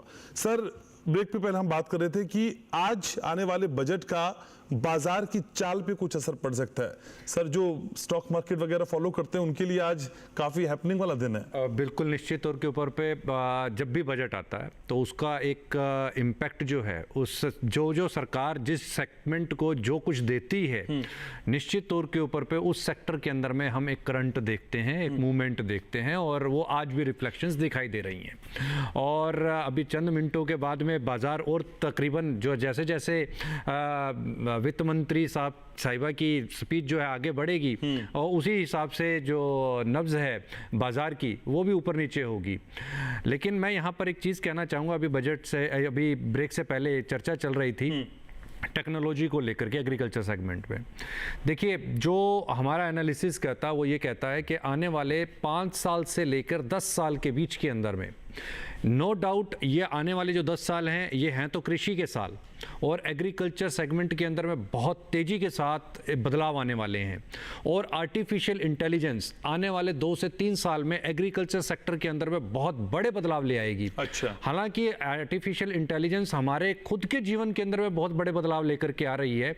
आप देखेंगे 2 से 3 साल के अंदर, आप डीडी किसान का ही उदाहरण ले लीजिए ना, आपका वेदर रिपोर्ट जो है वो आपकी आर्टिफिशियल इंटेलिजेंस देती है। तो सेम एज इट इज आप देखिएगा कि एग्रीकल्चर सेगमेंट के अंदर में आपका आर्टिफिशियल इंटेलिजेंस ऐसे ऐसे बदलाव लेकर के आएगा जिसकी कल्पना आज हम लोग नहीं कर पा रहे हैं। और आने वाले 10 साल के अंदर में एग्रीकल्चर सेगमेंट की जो थ्योरीज हैं वो भी ट्रेमेंडस चेंज होने वाली हैं। और जो जीवन स्तर है वो भी आर्टिफिशियल इंटेलिजेंस का, उसके ऊपर भी बहुत बड़ा एक बदलाव हम देखेंगे। ठीक बात है। और इतने देखिए, आज से 10 साल पहले अगर कोई ये कहता कि जी क्या ये जो मानव शरीर है इसकी जो सोचने और समझने की क्षमता है, क्या एक रोबोट भी वैसा ही रिएक्ट कर सकता है, तो आज हम उसको फलीभूत होते हुए देख रहे हैं। और आज तो एलन मस्क के अगर लैब के अंदर में जाएंगे तो 7वीं क्लास का स्टैंडर्ड का जो बच्चा है उसकी कैपेसिटी के अंदर में जो बंदर है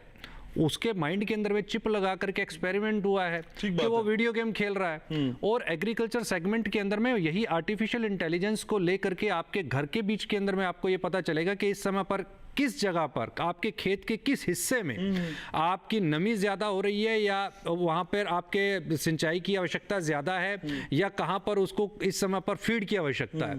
तो जब इस तरीके की, देखिए अभी हम ड्रोन पर पहुँचे हैं, ड्रोन से अभी हम छिड़काव की तरफ पहुँचे हैं, बीज को गिराने तक पहुँचे हैं, पेस्टिसाइड के छिड़काव तक पहुँचे हैं, लेकिन अब इसके आगे और बहुत कुछ होने वाला है और एग्रीकल्चर के अंदर में बहुत कुछ बदलने वाला है। एआई टेक्निक बहुत काम आने वाली है सर, और डीडी किसान के भी 2 एआई एंकर हैं सर, क्रिश और भूमि, जिनको आप देखते हैं आजकल। जी जी, मैं उन्हीं की ही चर्चा कर रहा था। ठीक है सर, मुझे आगे बढ़ना है, मैं आऊंगा सर आपके पास। तो ये चर्चा तो हम करते रहेंगे, हमारे जो विशेषज्ञ हैं उनसे भी समझते रहेंगे, और डीडी किसान कितना आगे बढ़ रहा है हर पल वो भी आप जानते हैं। फिलहाल हमको आगे बढ़ना है इस चर्चा में, और रांची में आपको लिए चलता हूं।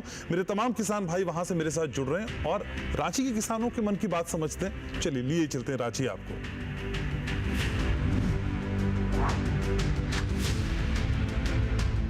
सफल देश, समृद्ध किसान, अगर सब भी रखे किसानों का ध्यान।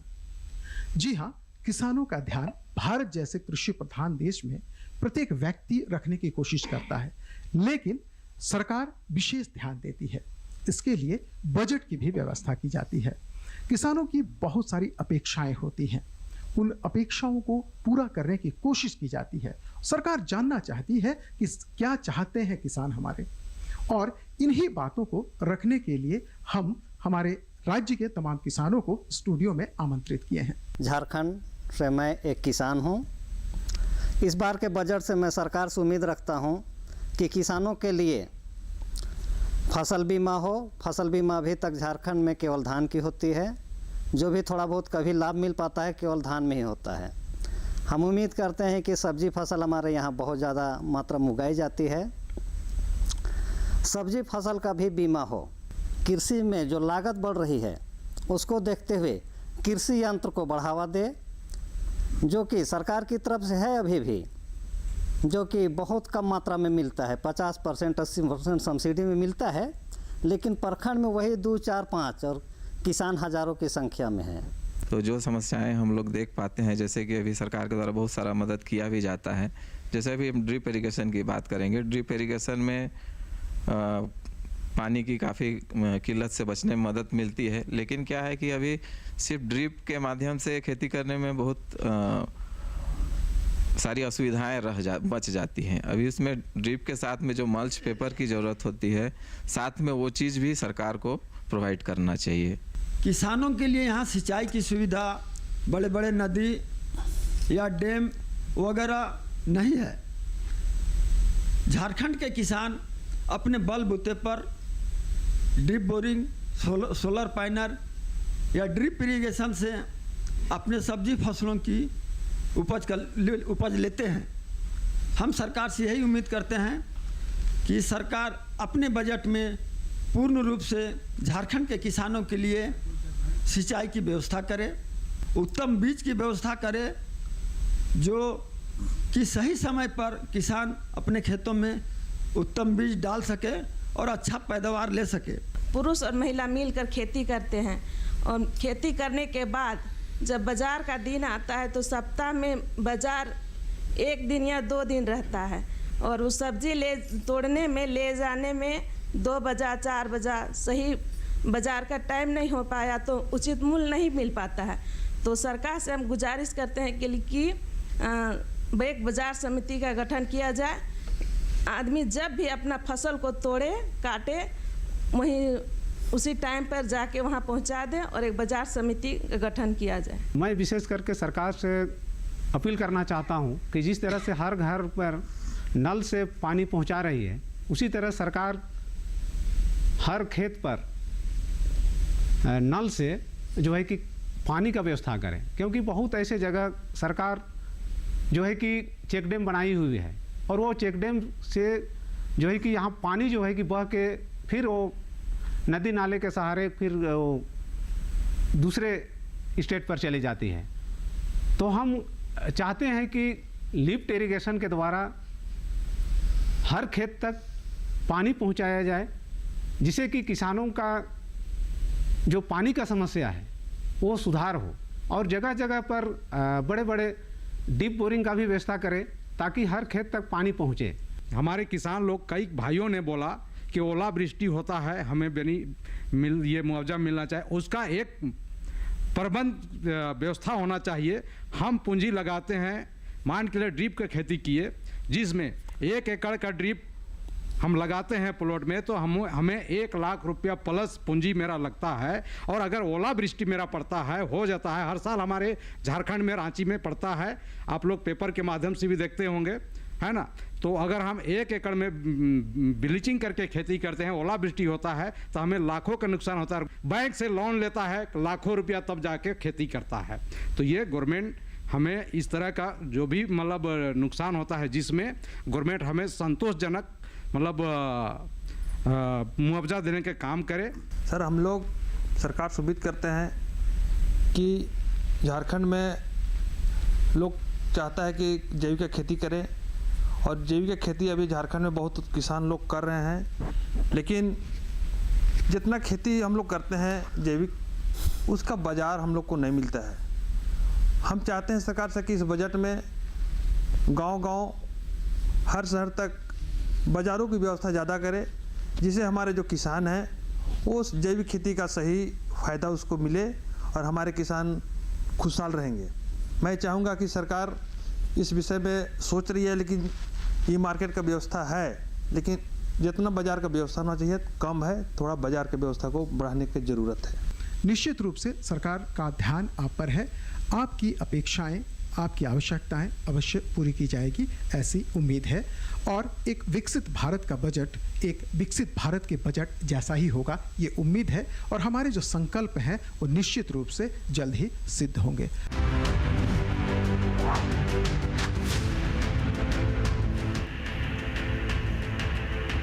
तो 24 मिनट और 10 सेकंड का समय बच गया है जब बजट पेश किया जाएगा। अपडेट के तौर पे आपको बता दूं कि राष्ट्रपति द्रौपदी मुर्मू ने वित्त मंत्री साहिबा को दही शक्कर खिलाया और फिर वो वहां से निकली, और अपडेट ये है कि वो संसद भवन पहुंच चुकी हैं। और जैसा मैं समय बता रहा हूं, लगभग 24 मिनट का समय अभी बचा हुआ है। तो इस बचे हुए समय को कुछ हम जानने की कोशिश करते हैं, समझने की कोशिश करते हैं।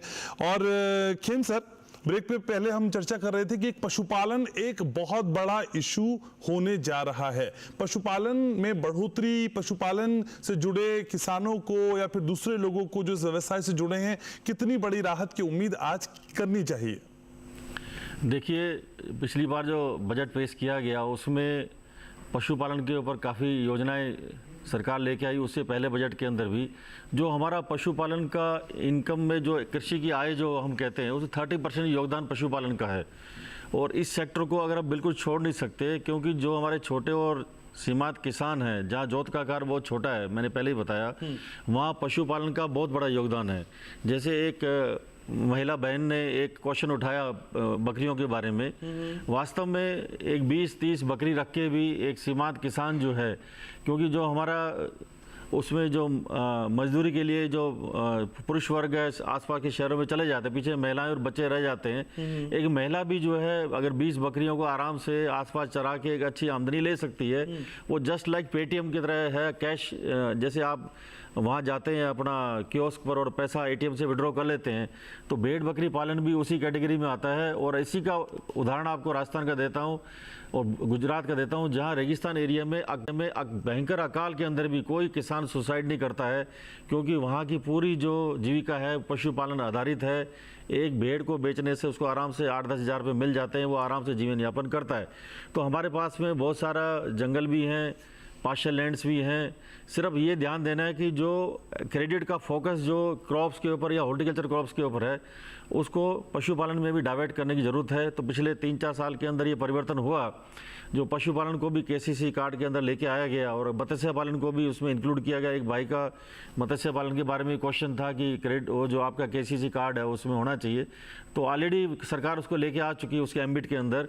अब जो हमारे पशुपालन वाले लोग हैं या मत्स्य पालन वाले हैं, वो केसीसी से अपना लोन ले सकते हैं और अपनी आजीविका को बढ़ा सकते हैं। दूसरा एक जो विषय इसमें उठाया गया फसल बीमा के बारे में कि ओलावृष्टि या उससे काफ़ी नुकसान हो जाता है, तो मैं इसमें कहना चाहूँगा पिछले 2-3 साल से 2016 में ये योजना एक अलग रूप में शुरू होगी। वैसे तो इसको 20, 25, 30 साल से क्रॉप इंश्योरेंस स्कीम हमारे देश में है, लेकिन प्रधानमंत्री फसल बीमा योजना 2016 में लागू की गई और पिछले 3 साल में काफ़ी इसमें स्टडीज भी हुई। ठीक है, हम लोग भी स्टडी का पार्ट थे और ये बहुत अहम बातें आप बता रहे हैं सर। लेकिन कुछ किसान भी है मेरे साथ जो जाना है, तो आज मंगल है और ये हमारे लिए, आपके लिए कितना मंगल होगा और 3.0 का पहला बजट कितना मीठा होने वाला है ये हम समझेंगे। लेकिन उससे पहले सीधे रायपुर लिए चलते हैं आपको, जहां तमाम किसान भाई हमारे साथ जुड़े हुए हैं और जानते हैं उनकी उम्मीदों को उन्हीं की जुबानी।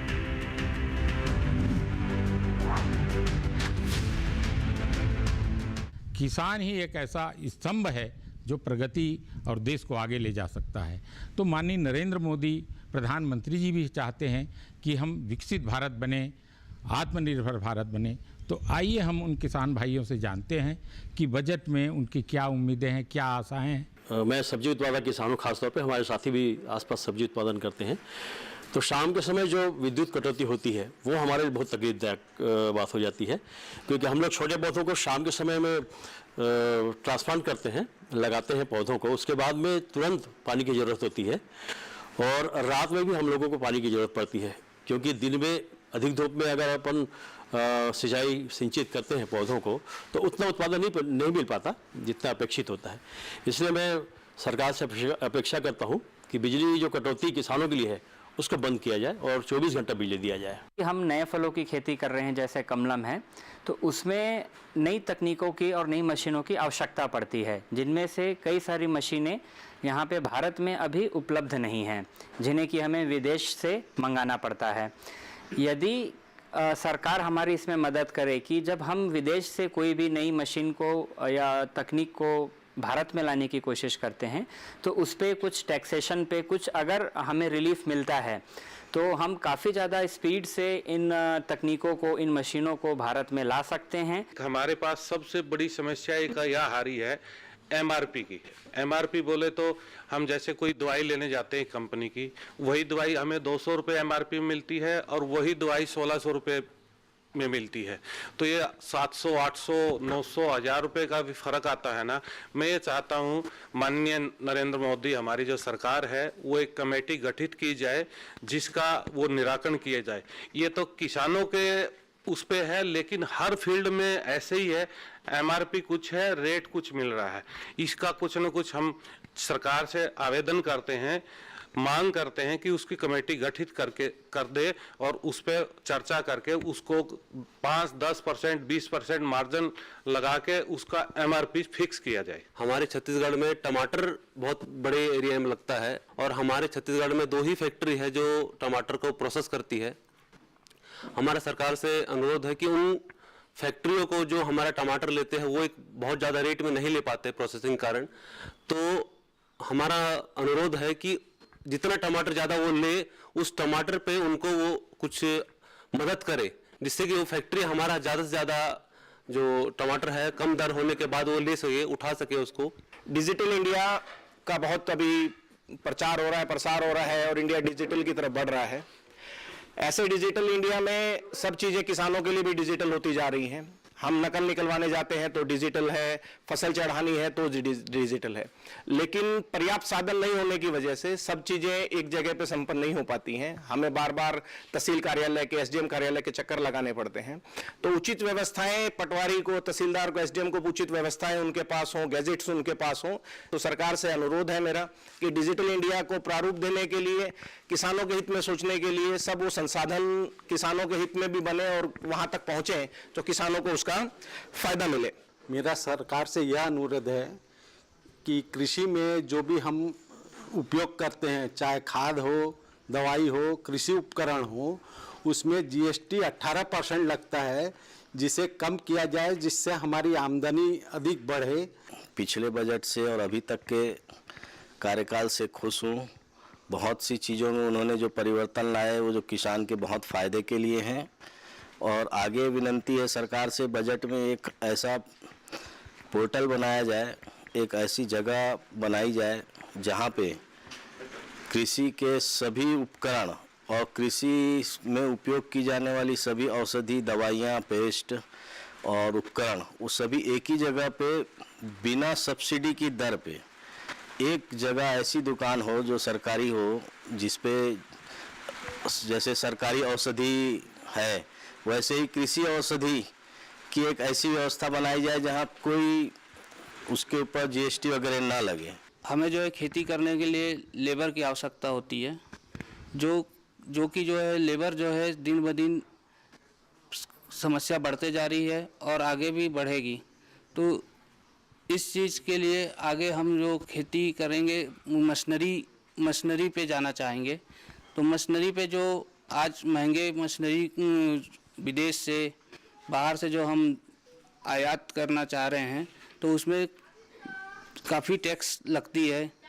उस चीज़ के लिए हम सरकार से ये अनुरोध करना चाहते हैं कि उसमें जो है कोई टैक्स में कमी करे ताकि हमारी उसमें लागत कम आए। आज किसान भाइयों ने अपने अपने विचार रखे बजट को लेकर के कि बजट में उनके लायक क्या क्या चीज़ है, किस तरह से वो बजट से विकास कर सकते हैं, प्रगति कर सकते हैं।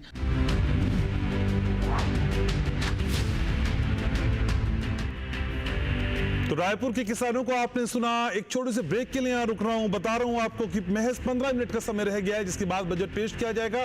ब्रेक के बाद लौटेंगे तो आपको लखनऊ लिए चलूंगा, जहां के किसानों के मन की बात आज हम जानेंगे। एक छोटे से ब्रेक, चल लौट रहा हूं।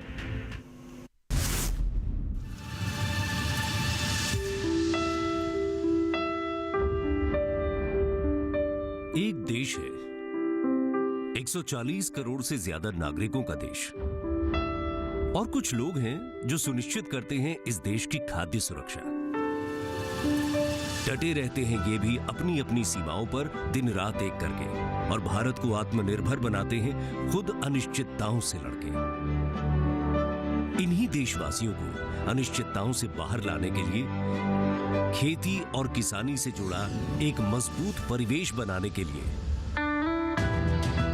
भारत सरकार की कृषि और कृषक उन्नत की प्रतिबद्धताओं के साथ agriculture insurance company of India limited यानी AIC का गठन हुआ, जिसने भारत में कृषि और कृषि संपदाओं के बीमा सुरक्षा के क्षेत्र में नए युग का सृजन किया। हमारे प्रयासों का ही परिणाम है कि आज समूचे भारतवर्ष में कृषि बीमा के लिए अधिकतम किसान AIC पर भरोसा करते हैं। कृषि के क्षेत्र में नवीन और आधुनिक पद्धतियों को प्रोत्साहित करने के उद्देश्य के साथ बनाए गए ये बीमा उत्पाद रियायती दरों पर देश भर में किसानों को वित्तीय सुरक्षा देकर उनकी आय को स्थिर करने में सफल हुए हैं। साथ ही आधुनिक सुविधाओं से कृषि बीमा पंजीकरण, क्लेम भुगतान और शिकायत समाधान की प्रक्रिया भी बहुत आसान हो गई है। उपग्रह आधारित तकनीक, ड्रोन, पशुधन बीमा के लिए कोड टैग, नोज अथवा मजल प्रिंटिंग जैसे आधुनिक तरीकों से आपदा की स्थिति में कृषि एवं कृषि संपदा के नुकसान के सटीक आकलन और त्वरित भुगतान का मजबूत सिस्टम बनाया गया है। और आगे भी तकनीक का साथ लेकर AIC खेती और पशुपालन से संबंधित सभी कार्यों समेत सिंचाई, भंडारण और वितरण के क्षेत्रों में भी बीमा सुरक्षा प्रदान करने के लिए संकल्पबद्ध है। ये हमारी प्रतिबद्धता ही तो है जिसने आसान बना दिया उस किसान के जीवन को, जिसे अब कृषि और कृषि संबंधित व्यवसायों में बीमा कवरेज की सहायता से आर्थिक स्थिरता मिल रही है और मिल रहा है एक मजबूत आर्थिक परिवेश जो उन्हें अनिश्चितताओं का सामना करने का बल प्रदान करता है, क्योंकि हर किसान के घर तक खुशियां पहुंचाने का है इरादा। हम हैं AIC। फसल हो या कृषि संपदा, बीमा सुरक्षा हमारा वादा।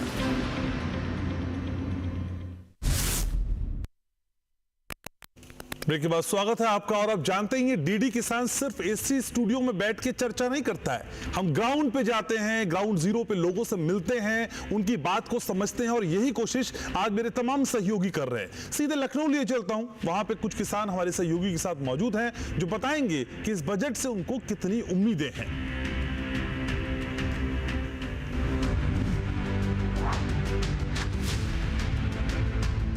किसान ये चाहता है कि इस बार सरकार उनके बेहतरी के लिए, उनकी आय को दुरुस्त करने के लिए, उनके भविष्य के लिए सोचे और बेहतर कदम उठाए।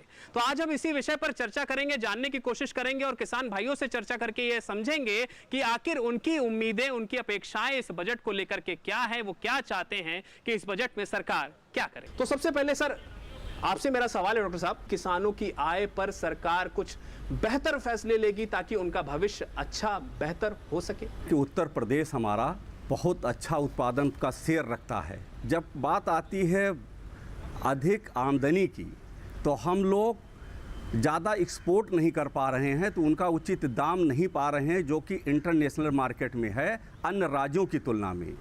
तो सरकार का यह अवश्य प्रायोरिटी रहेगी कि आपका उत्पाद प्रदेश के बाहर एक्सपोर्ट भी हो ताकि आपको उचित मूल्य मिले, आपकी आमदनी बढ़े। जी, अब हम चलेंगे हमारे अन्नदाताओं के बीच में, हम अपने किसान भाइयों के बीच में चलेंगे और उनके सवाल, उनकी शंकाओं को भी जानेंगे कि आखिर उनकी समस्या, उनके सवाल क्या हैं। सरकार से एक सुझाव ये है कि 3 चीज़ों पर वो अच्छा सा सब्सिडी दे दें। एक तो एक ड्रायर, दूसरा भंडारण और तीसरा कोल्ड रूम। इससे सब्जी उत्पादन का जो खराब हो रहा उनका बच जाएगा। साथ ही जो इस तरीके से वो किसान भाइयों को पराली प्रबंधन पर 80% सब्सिडी दे रहे हैं, इसी तरीके से इस पर भी 80% सब्सिडी दे दिया जाए तो किसान भाइयों को बहुत अच्छा खासा उत्पादन बच सकता है। मैं ये चाहती हूँ कि जो किसान भाई आए हैं और नहीं आए हैं, और मान लेते जिनके पास ज़मीन है वो तो किसान के, उनके हित में उनके बच्चे तो पढ़ सकते हैं, लेकिन जिनके पास कुछ भी ज़मीन नहीं है उनके लिए हमारी सरकार क्या करेगी, इसके बारे में हम जानना चाहते हैं। जो कृषि यंत्र हैं उस पर सब्सिडी बढ़ाई जाए। उसमें होता है कि हर ब्लॉकों में 1 या 2 इंस्ट्रूमेंट मिलते हैं, ट्रैक्टर या और जो रोटावेटर है इत्यादि, जो उसमें आवेदन करते हैं 200 किसान मिलता है 2 लोगों को, तो इस पर एक बढ़ाई जाए। दूसरा सवाल ये है कि जैविक खाद पे किसान को, सरकार को बजट में ज़्यादा अमेंडमेंट करने चाहिए कि रासायनिक खादों के अपेक्षा जैविक खादों का उपयोग करें और जैविक जो कीटनाशक हैं उनका उपयोग करें। सत्येंद्र जी, क्या उम्मीद है आपको सरकार से और सरकार के आने वाले इस बजट से, क्योंकि लगभग सभी ने उम्मीद बांध रखी है कि इस बार कुछ बड़ा बदलाव होगा। असल में जो कम्युनिकेशन गैप है, जो किसानों की बातें हैं वो वहाँ तक पहुँच नहीं रही। मुझे ऐसा लगता है कई बार जो किसान मित्र थे, किसान विद्यालय थे, सरकार ने बहुत अच्छे ढंग से इस्टेब्लिश किया था, पता नहीं किन कारणों से इन योजनाओं को बंद कर दिया गया, स्थगित कर दिया गया। मैं चाहता हूँ ये कम्युनिकेशन गैप को, जो ये बीच की कड़ी थी किसान और वैज्ञानिक, कृषि वैज्ञानिक के बीच में या सरकार के बीच में एक माध्यम था, इसको अगर फिर से चालू कर दिया जाए तो कुछ बेहतर हो पाएगा। एक बात। दूसरी बात कि जो किसान है वो धीरे धीरे पलायन कर रहा है, उसको एग्रीकल्चर प्रोड्यूस का दाम नहीं मिल रहा है, और अभी भाई साहब विपणन से बैठे हुए हैं, हमारे वैज्ञानिक लोग बैठे हुए हैं। जो हमारा एक्सपोर्ट है उस पर सरकार का ध्यान जाना चाहिए। जो हमारे एग्रीकल्चर प्रोड्यूस है उनको अगर हम एक्सपोर्ट करेंगे तो हमारे पास अच्छी आय आएगी, तो हमें कृषि उत्पाद का मूल्य नहीं मिल रहा। हमारे बाग 50 और 60 साल के जो ऊपर हो गए हैं वो 70 फुट के और 60 फुट के करीब हैं, उनकी हम प्रूनिंग ढंग से नहीं कर पा रहे हैं। कौन उस जो जीआई टैग दशहरी के रूप में जानी जाती है 3 ब्लॉकों में, उसमें ये बहुत बड़ी समस्या है जो सघनता है, इसलिए हम क्वालिटी नहीं दे पा रहे हैं। बजट में हमारा प्रावधान किया जाए, प्रूनिंग की मशीनें जो कि हाई टेक्नोलॉजी से हमारे विदेशों से आ सकती हैं वो मुहैया करा जाए। देखिए, मैं बाराबंकी से हूँ और मैं फूड प्रोसेसिंग का काम करती हूँ। मेरा पिकल्स का बिजनेस भी है, मैं कर रही हूँ। और मैं ये चाहती हूँ कि जो हमारे किसान भाइयों का बहुत सा माल, फसल या हमारे फल सब्जियाँ उत्पादन खराब हो जाता है, तो उनको एक डिहाइड्रेशन करके, ये भी एक मार्केट बहुत हो रहा है, तो हम ये चाहते हैं कि इस पे भी सरकार ध्यान दे। और इस पे क्या विभाग के द्वारा कोई अनुदान वगैरह भी है कि इसका प्लांट लगाया जा सके? नहीं, मुझे लगता है ये अच्छा सुझाव है, क्योंकि जिस तरीके से खाद्यान्न, फल इत्यादि सड़ रहे हैं, अगर हम उसको बचाने के लिए इस तरीके का इंटरवेंशन कर सकें तो उसका स्वागत है। इसमें लगभग सिर्फ उत्तर प्रदेश में लगभग 60,000 करोड़ रुपए का खाद्यान्न सड़ता है। ये क्यों सड़ता है? क्योंकि आपके पास लॉजिस्टिक्स लाइंस नहीं, आपके पास स्टोरेज की व्यवस्था नहीं है, कोल्ड स्टोरेज उचित मात्रा में नहीं है, और आपके पास कोल्ड चेन नहीं है। इसका परिणाम ये होता है कि आपका जो खाद्यान्न है ये बाज़ार तक, मंडी तक, बड़े देश के बड़े बाज़ारों तक और दुनिया के बड़े बाज़ारों तक नहीं पहुंच पाता। अभी हमारे साथी कह रहे थे कि एक्सपोर्ट होना है, लेकिन जब तक आप ये 3 चीज़ों को प्लग नहीं करेंगे हम एक्सपोर्ट नहीं कर पाएंगे। हम लोग चंदन और केसर की खेती भी करना चाहते हैं।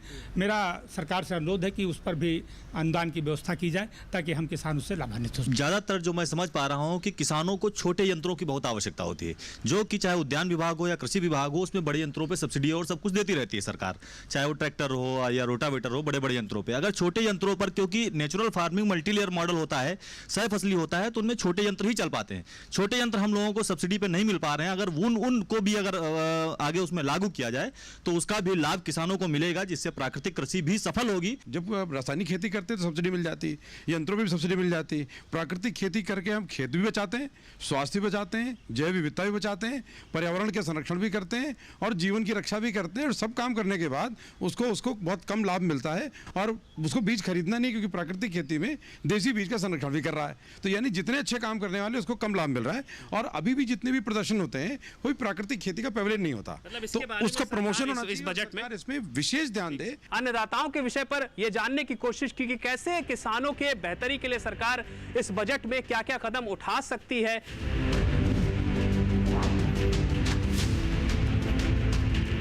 तो विश्लेषण भी हम आपको दिखाएंगे, ग्राउंड रिपोर्ट भी हम आपको दिखाएंगे और कुछ ग्राफिक्स भी हमने आपके लिए तैयार किए हैं जो आपके लिए इस वक्त देखना जरूरी है। सीधे वीडियो वॉल पे लिए चलता हूं। विकसित भारत बजट 2024। अब पीएम किसान को समझिए आप। जी हां, दुनिया की सबसे बड़ी डीबीटी योजना है। अब तक 17 किस्त जारी कर चुकी है सरकार। किसानों के खाते में डाले गए हैं 3.0 लाख करोड़ रुपए। ग्राफिक्स को बदल देते हैं। दुनिया की सबसे बड़ी डीबीटी योजना का जिक्र किया मैंने और अब बात करते हैं किसान क्रेडिट कार्ड का।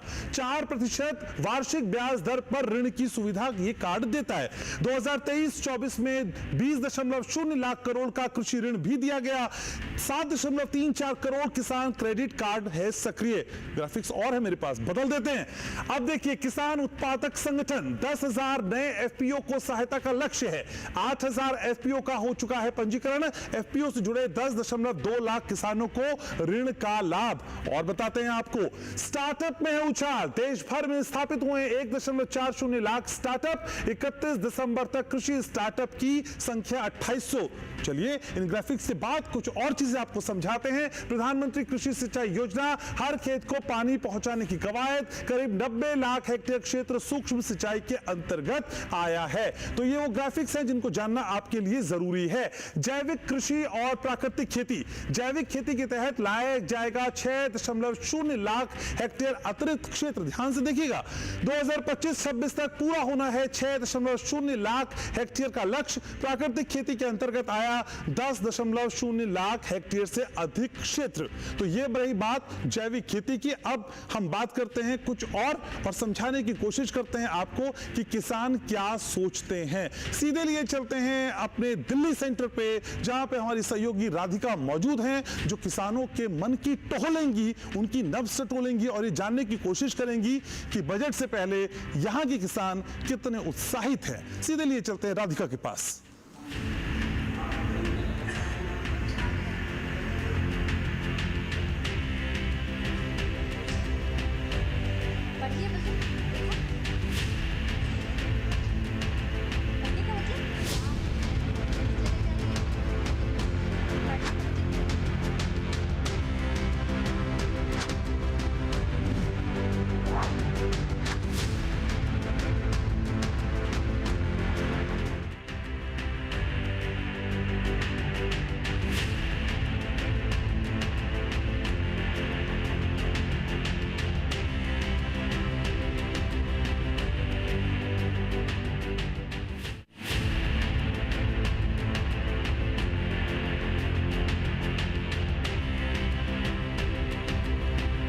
ओडियो राधिका, किसानों से बात करिए और समझिए और समझाइए कि किसान कितने उत्साहित हैं।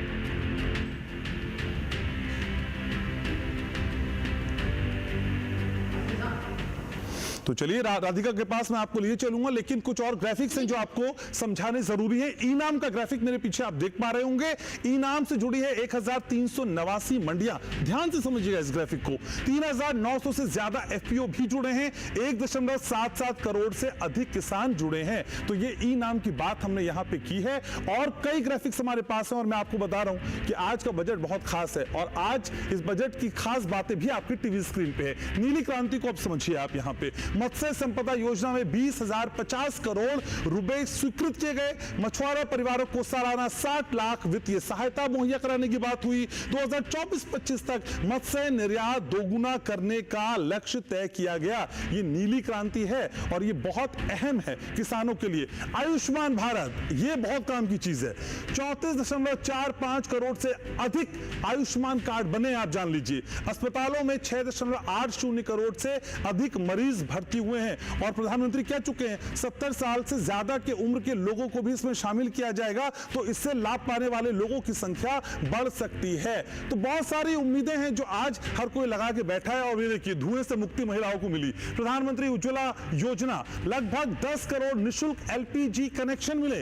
आप जान लीजिए, प्रतिवर्ष 12 रिफिल तक 200 रुपए प्रति सिलेंडर की सब्सिडी भी महिलाओं को मिलती है और वायु प्रदूषण से होने वाली मौतों में आई भी काफी कमी है। तो ये वो सारी जानकारियां थी जो हमने आपके लिए संजोई थी, जो जानना आपके लिए बहुत जरूरी है। तो फिर लगातार हम इस खास कवरेज पे बने हुए हैं। विकसित भारत के इस बजट को जानना आपके लिए जरूरी है। छोटे से अंतराल के लिए यहां रुक रहे हैं और लगातार हम आपको बताते रहेंगे, समझाते रहेंगे कि किस तरह की तस्वीर है। जैसा कि मैं जिक्र कर रहा था, वित्त मंत्री पहुंच चुकी हैं। राष्ट्रपति द्रौपदी मुर्मू ने उन्हें दही खिलाया, शक्कर खिलाई और आशीर्वाद दिया कि आज ये बजट देश के लिए हितकारी हो। इंटरिम बजट को हमने देखा था, इंटरिम बजट के इर्द गिर्द ही एक्सपर्ट्स मानते हैं कि ये बजट आएगा। हालांकि आर्थिक सर्वे भी काफी कुछ इशारा कर रहा है। सीधे संसद लिए चलता हूं आपको।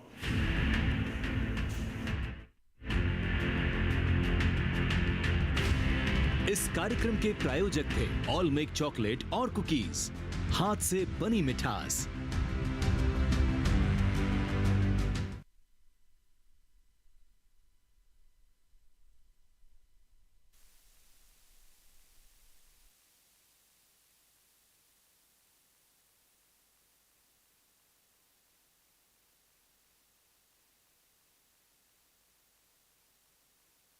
माननीय सभासदों, माननीय अध्यक्ष जी,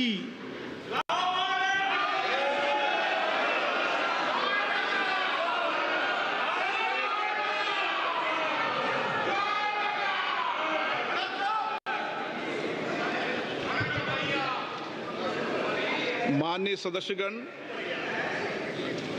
मुझे अपनी ओर से तथा सदन के माननीय सदस्यों की ओर से अंतर संसदीय संघ आईपीयू की प्रेसिडेंट और तंजानिया संयुक्त गणराज्य की नेशनल असेंबली की अध्यक्ष माननीय डॉक्टर तुलिया एक्सन का स्वागत करते हुए अत्यंत प्रसन्नता हो रही है।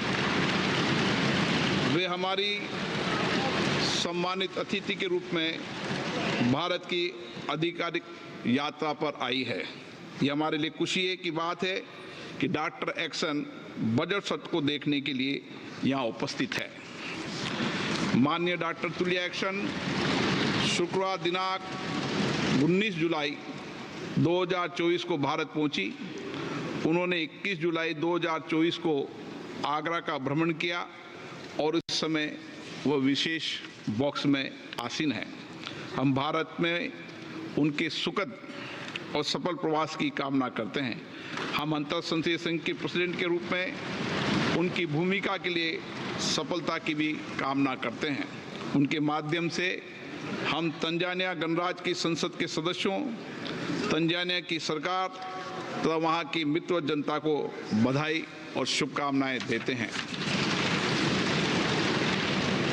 माननीय सदस्यगण, जैसा कि आपको समाचार भाग 2 के माध्यम से पहले ही सूचित किया जा चुका है कि माननीय वित्त मंत्री जी के बजट भाषण की प्रतियां हार्ड कॉपी के रूप में उपलब्ध कराई जाएगी। अतः बजट प्रस्तुत हो जाने के पश्चात माननीय सदस्य कृपया बजट भाषण की अपनी अपनी प्रति प्रकाशन काउंटर से प्राप्त कर लें। आपको ये भी सूचित किया जाता है कि माननीय मंत्री द्वारा बजट प्रस्तुत किए जाने के पश्चात बजट की